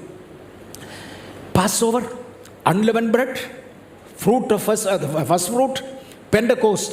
ഈ 4 പെരുന്നാളുകൾ നടന്നത് പൂർത്തീകരിച്ചു. ഇത് തന്നെ ഞാനൊരു ദിവസം എടുത്തോളാം. ഈ 4 പെരുന്നാളുകൾ സഭയിൽ പൂർത്തീകരിച്ചു. ഇനിയും നടക്കാനുള്ളത് 3 പെരുന്നാളുകൾ. അതിനെ വേറൊരു ഭാഷയിൽ തന്നെ ഇങ്ങനെ ചിത്രീകരിക്കാം. യഹൂദന് ഒരു വിളക്ക് ദൈവം കൽപ്പിച്ചു കൊടുത്തു. ഇത് മോശയോട് പറഞ്ഞ അടിപ്പ് പണിയായി ഉണ്ടാക്കടാന്ന് പറഞ്ഞ് അടിപ്പ് പണിയായി ഉണ്ടാക്കിയതാണ്. ഇതിന് 7 കതിരുകളുണ്ട്. ഈ 7 കതിരുകൾ 7 പെരുന്നാളുകളെ കുറിക്കുന്നതാണ് ഒരളവിൽ. ഒന്നാമത്തേത് പാസ് ഓവറായിരുന്നു. അത് യേശുവിൻ്റെ മരണത്തിൽ പൂർത്തീകരിക്കപ്പെട്ടു. രണ്ടാമത്തേത് അൺലെവൻ ബ്രെഡായിരുന്നു. അത് യേശുവിൻ്റെ മരണത്തിൽ പൂർത്തീകരിക്കപ്പെട്ടു. മൂന്നാമത്തേത് ആദ്യഫലക്കറ്റയുടെ പെരുന്നാളാണ്. അത് യേശുവിൻ്റെ ഉയർത്തെഴുന്നേൽപ്പിൽ സാധിച്ചു. നാലാമത്തേത് പെന്തക്കോസ്താണ്. അത് സഭയുടെ ഉദ്ഘാടനത്തിൽ സ്ഥാപിച്ചു. 5 വരേണ്ടത് മഹാകാഹളധ്വനിയുടെ പെരുന്നാളാണ്. ഏറെക്കുറെ ആകുക. കഴിഞ്ഞ 4 പെരുന്നാളുകൾ അതാത് പെരുന്നാൾ കഴിഞ്ഞ 4 സംഭവങ്ങൾ, മഹാസംഭവങ്ങൾ അതാത് പെരുന്നാളുകളിൽ നടത്തിയെങ്കിൽ അത് നിവർത്തിപ്പാൻ നമ്മുടെ ദൈവം ശക്തനല്ലേ? അതെ. അടുത്തു വരേണ്ടത് ഫീസ്റ്റ് ഓഫ് ട്രംപറ്റാണ്. അത് നടക്കേണ്ടതായിട്ടുണ്ട്. ഇനി 2025 സെപ്റ്റംബറിൻ്റെ പ്രത്യേകതയിലോട്ട് കയറാൻ പോകുക. ഇതാണ് നമ്മുടെ വിഷയം. 1 സെപ്റ്റംബർ ആദ്യത്തെ ആഴ്ചയിൽ 7-ാം തീയതി ബ്ലഡ് മൂണാണ്. യേശുവിൻ്റെ മടങ്ങിവരവിൻ്റെ പ്രധാന ലക്ഷണങ്ങളിൽ ഒന്നാണ് ബ്ലഡ് മൂൺ. പല പ്രാവശ്യം ബ്ലഡ് മൂൺ നടന്ന് ഇനിയും നടക്കും. പക്ഷേ ഇത് സെപ്റ്റംബറിൽ നടക്കുന്നത് കൊണ്ട് ഇതിനൊരു പ്രത്യേകതയുണ്ട്. It will be visible over Israel for an hour. സാധാരണ ബ്ലഡ് മൂൺ അങ്ങനെ നേരം നിന്ന് നിൽക്കത്തില്ല. ഇപ്രാവശ്യത്തെ ബ്ലഡ് മൂൺ 1 മണിക്കൂർ ഇസ്രയേലിൻ്റെ മുകളിൽ കത്തി നിൽക്കും. It will be visible over Israel for about 1 അവർ. ആ ബ്ലഡ് മൂൺ സെപ്റ്റംബർ 7-ാം തീയതിയാണ്. ഇതിനേക്കാൾ കട്ടിയുള്ളതിലോട്ടാണ് ഞാൻ വരുന്നത്. സെപ്റ്റംബർ 25 സെപ്റ്റംബറിൽ ഒരു UN സബ്മിറ്റ് നടക്കുന്നുണ്ട്. അത് വെബ്സൈറ്റിൽ പോയി നിങ്ങൾക്ക് നോക്കിയാൽ കാണും. UNOയുടെ വെബ്സൈറ്റ് എടുത്താൽ മതി. ദാനിയേൽ പ്രവചനം 8:12 കിടക്കുന്നൊരു പ്രവചനം. അതിക്രമം ഹേതുവായി നിരന്തര ഹോമയാഗത്തിന് എതിരായി ഒരു സേന നിയമിക്കപ്പെടും. അത് സത്യത്തെ നിലത്ത് തള്ളിയിടുകയും, അക്ഷരത്തിനോട് ക്ഷമിക്കണം, സത്യത്തെ നിലത്ത് തള്ളിയിടുകയും കാര്യം നടത്തി സാധിപ്പിക്കുകയും ചെയ്യും. സത്യാരാധനയെ കെടുത്തിക്കളയുവാൻ ഒരു ശക്തി വ്യാപരിക്കും.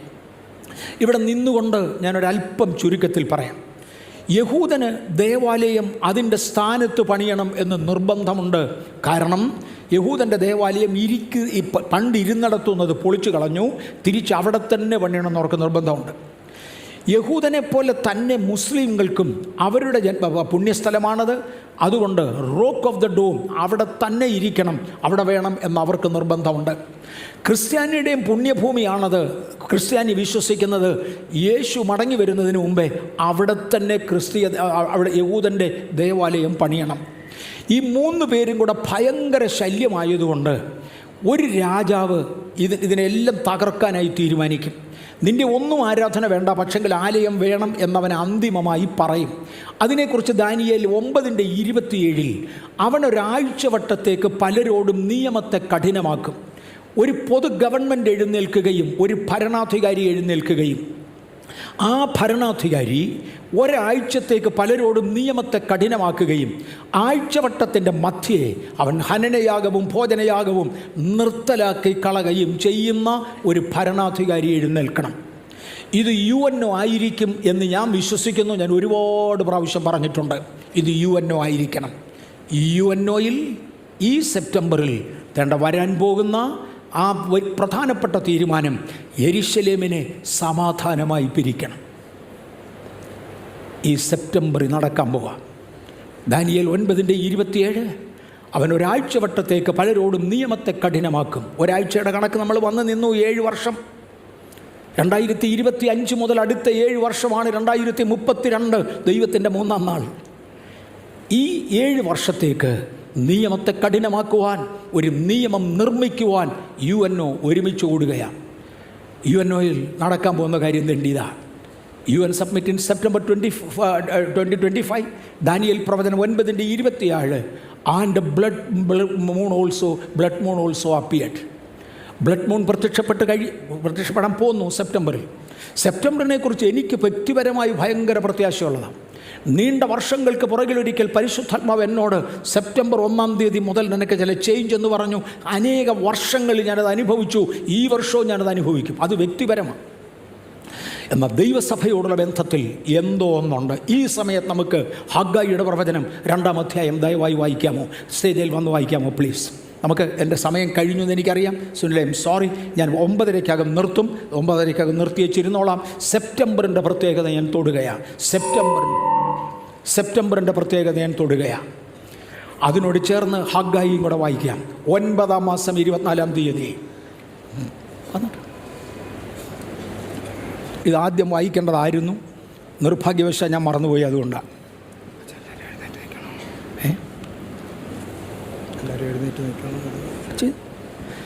വേദപുസ്തകം വായിക്കുന്ന നേരം നമ്മളൊന്ന് എഴുന്നേറ്റ് നിൽക്കുന്ന പതിവുണ്ട്. അത് നന്നായിരുന്നു. പുസ്തകത്തോടുള്ള ബഹുമാനമാണ്, ദൈവവചനത്തോടുള്ള ബഹുമാനമാണ്.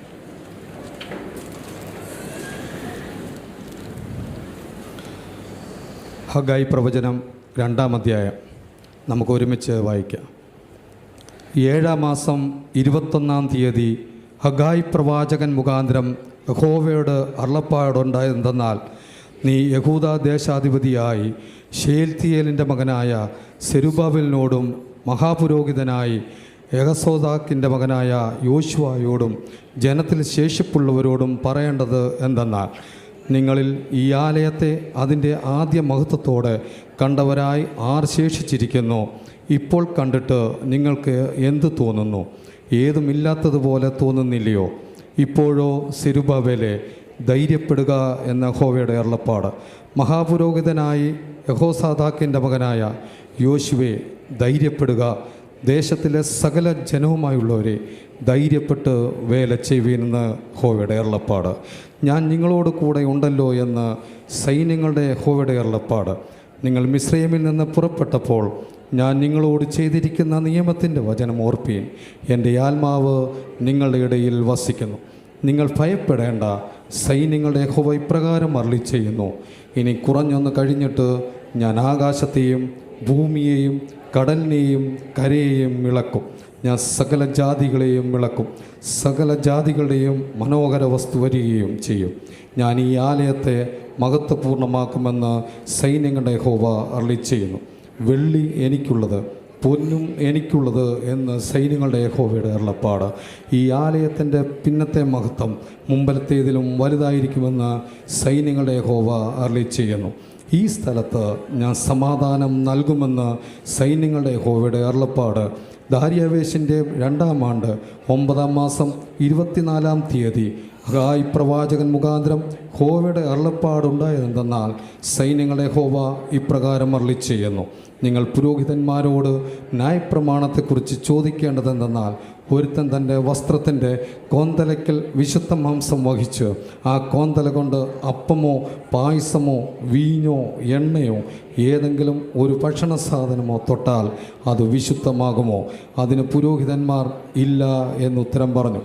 എന്നാൽ ഹഗായി ശവത്താൽ അശുദ്ധനായ ഒരുത്തൻ അവയിലൊന്ന് തൊടുന്നുവെങ്കിൽ അത് അശുദ്ധമാകുമോ എന്ന് ചോദിച്ചതിന് അത് അശുദ്ധമാകുമെന്ന് പുരോഹിതന്മാർ ഉത്തരം പറഞ്ഞു. അതിന് ഹഗായി ഉത്തരം പറഞ്ഞതെന്തെന്നാൽ, അങ്ങനെ തന്നെ ഈ ജനവും അങ്ങനെ തന്നെ ഈ ജാതിയും എൻ്റെ സന്നിധിയിലാകുന്നുവെന്ന് യഹോവയുടെ അരുളപ്പാട്. അവരുടെ കൈകളുടെ പ്രവൃത്തിയൊക്കെയും അങ്ങനെ തന്നെ, അവർ അവിടെ അർപ്പിക്കുന്നതും അശുദ്ധമത്രേ. ആകയാൽ നിങ്ങൾ ഇന്ന് തൊട്ട് പിന്നോക്കം യഹോവയുടെ മന്ദിരത്തെങ്കിൽ കല്ലിന്മേൽ കല്ല് വെച്ചതിന് മുമ്പുള്ള കാലം വിചാരിച്ചു കൊള്ളുവീൻ. ആ കാലത്ത് ഒരുത്തൻ 20 പറയുള്ള കൂമ്പാരത്തിലേക്ക് ചെല്ലുമ്പോൾ 10 മാത്രമേ കാണുകയുള്ളൂ. ഒരുത്തൻ 50 പാത്രം കോരുവാൻ ചക്കാലയിൽ ചെല്ലുമ്പോൾ 20 മാത്രമേ കാണുകയുള്ളൂ. വെൺകതിരും വിഷമഞ്ഞും കന്മഴയും കൊണ്ട് ഞാൻ നിങ്ങളെ നിങ്ങളുടെ കൈകളുടെ സകല പ്രവൃത്തികളിലും ദണ്ഡിപ്പിച്ചു. എങ്കിലും നിങ്ങൾ എങ്കിലേക്ക് തിരിഞ്ഞില്ല എന്ന് യഹോവയുടെ അരുളപ്പാട്. നിങ്ങൾ ഇന്ന് തൊട്ട് മുമ്പോട്ട് ദൃഷ്ടി വയ്ക്കുവേൻ. 9-ാം മാസം 24-ാം തീയതി മുതൽ യഹോവയുടെ മന്ദിരത്തിന് അടിസ്ഥാനമിട്ട ദിവസം തുടങ്ങിയുള്ള കാലത്തിൽ തന്നെ ദൃഷ്ടി വയ്ക്കുവേൻ. വിത്ത് ഇനിയും കളപ്പുരയിൽ കിടക്കുന്നുവോ? മുന്തിരിവള്ളിയും അത്തിവൃക്ഷവും മാതളവും ഒലിവുമരവും കായ്ക്കുന്നില്ലയോ? ഇന്നു മുതൽ ഞാൻ നിങ്ങളെ അനുഗ്രഹിക്കും. 24-ാം തീയതി യഹോവയുടെ അരുളപ്പാട് 2-ാം പ്രാവശ്യം ഹഗായിക്കുണ്ടായതെന്നാൽ, നീ യഹൂദാദേശാധിപതിയായ സെരുബാബേലിനോട് പറയേണ്ടത്, ഞാൻ ആകാശത്തെയും ഭൂമിയെയും ഇളക്കും. ഞാൻ രാജ്യങ്ങളുടെ സിംഹാസനം മറിച്ചിടും. ജാതികളുടെ രാജ്യങ്ങളുടെ ബലം നശിപ്പിച്ച് കളയും. ഞാൻ രഥത്തെയും അതിൽ കയറി ഓടിക്കുന്നവരെയും മറിച്ച് കളയും. കുതിരകളും പുറത്ത് കയറി ഓടിക്കുന്നവരും ഓരോരുത്തൻ താൻ്റെ സഹോദരൻ്റെ വാളിനാൽ വീഴും. അന്നാളിൽ സൈന്യങ്ങളുടെ യഹോവയുടെ അരുളപ്പാട്, എൻ്റെ ദാസനായ ശെയല്തീയേലിൻ്റെ മകനായ സെരുബാബേലേ, ഞാൻ നിന്നെ എടുത്ത് മോതിരമാക്കുമെന്ന് യഹോവയുടെ അരുളപ്പാട്. ഞാൻ നിന്നെ തിരഞ്ഞെടുത്തിരിക്കുന്നെന്ന് സൈന്യങ്ങളുടെ യഹോവയുടെ അരുളപ്പാട്. ആമേൻ. ഇതിൻ പ്രകാരം 9-ാം മാസം 24-ാം തീയതി യഹോവയുടെ മന്ദിരത്തിന് അടിസ്ഥാനമിടണം. അതിനെ തുടർന്ന് രാജ്യങ്ങളുടെ ശക്തി ഇളകും.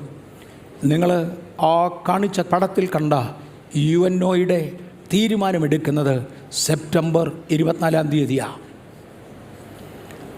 ഒരു കോയിൻസിഡൻസ് മാത്രമേ എനിക്ക് മനസ്സിലാകുന്നുള്ളൂ. പക്ഷേ രാജ്യങ്ങളുടെ ശക്തി ഇളകാൻ പോവാ, രാജ്യങ്ങൾ കുലുങ്ങാൻ പോകുകയാ, കാര്യങ്ങൾ മാറാൻ പോകുകയാ. സഭ തയ്യാറാണോ?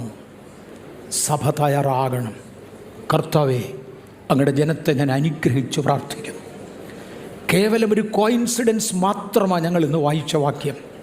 പക്ഷേ ഏതൊക്കെയോ കർത്താവെ അദൃശ്യമണ്ഡലത്തിൽ സംഭവിക്കുന്നുവെന്ന് അറിഞ്ഞുകൊണ്ട് ഞങ്ങളെ തിരുസന്നിധിയിൽ താഴ്ത്തുന്നു. കാഹളം ധ്വനിക്കും, മരിച്ചവരക്ഷയരായി ഉയർക്കും. വരുന്ന 7 വർഷം ദൈവത്തിന് ഞങ്ങളോട് ഇടപെടുവാനുണ്ട്. കർത്താവെ, വരവിന് വേണ്ടി ഞങ്ങളെ ഒരുക്കണേ. യേശു വരുന്നത് എന്താണെന്ന് നിങ്ങൾക്ക് അറിഞ്ഞുകൂടാ, എപ്പോഴാണെന്ന് അറിഞ്ഞുകൂടാ. പക്ഷെ സമയം അടുത്തുവെന്ന് അനേക സംഭവങ്ങൾ ഞങ്ങളെ കാണിക്കുന്നു. യേശുവേ, അഴുക്കുള്ളവൻ ഇനിയും അഴുക്കായിരിക്കുമ്പോൾ നിർമ്മലന്മാർ തങ്ങളെ തന്നെ നിർമ്മലീകരിപ്പാൻ, വിശുദ്ധൻ ഇനിയും തന്നെ തന്നെ വിശുദ്ധീകരിപ്പാൻ 1-ാമത്തെ കാഹളത്തിൻ്റെ മുമ്പിൽ ആലയത്തിൽ വന്നവരായ ഞങ്ങൾ നിറയ്ക്കേണ്ട പാത്രങ്ങളിൽ എണ്ണ നിറയ്ക്കുവാൻ, ചെയ്യേണ്ട കരുതലുകൾ ചെയ്യുവാൻ, ഈ ആലയത്തിനകത്ത് 2-ാം കാഹളത്തിങ്കിൽ എടുക്കപ്പെടുവാൻ ഞങ്ങളെ ഒരുക്കുവാൻ തൃക്കരങ്ങളിൽ ഏൽപ്പിക്കുന്നു. പരിശുദ്ധാത്മാവ് ചെയ്യണേ, യേശുവിൻ്റെ നാമത്തിൽ തന്നെ. ആമേൻ. ദയവായിരുന്നാലും. എന്നാൽ ദാനിയേൽ 8:23-24 അവരുടെ രാജത്വത്തിൻ്റെ അന്ത്യകാലത്ത് അതിക്രമക്കാരുടെ അതിക്രമം തികയുമ്പോൾ ഉഗ്രഭാവവും ഉപായബുദ്ധിയുമുള്ള ഒരു രാജാവ് എഴുന്നേൽക്കും.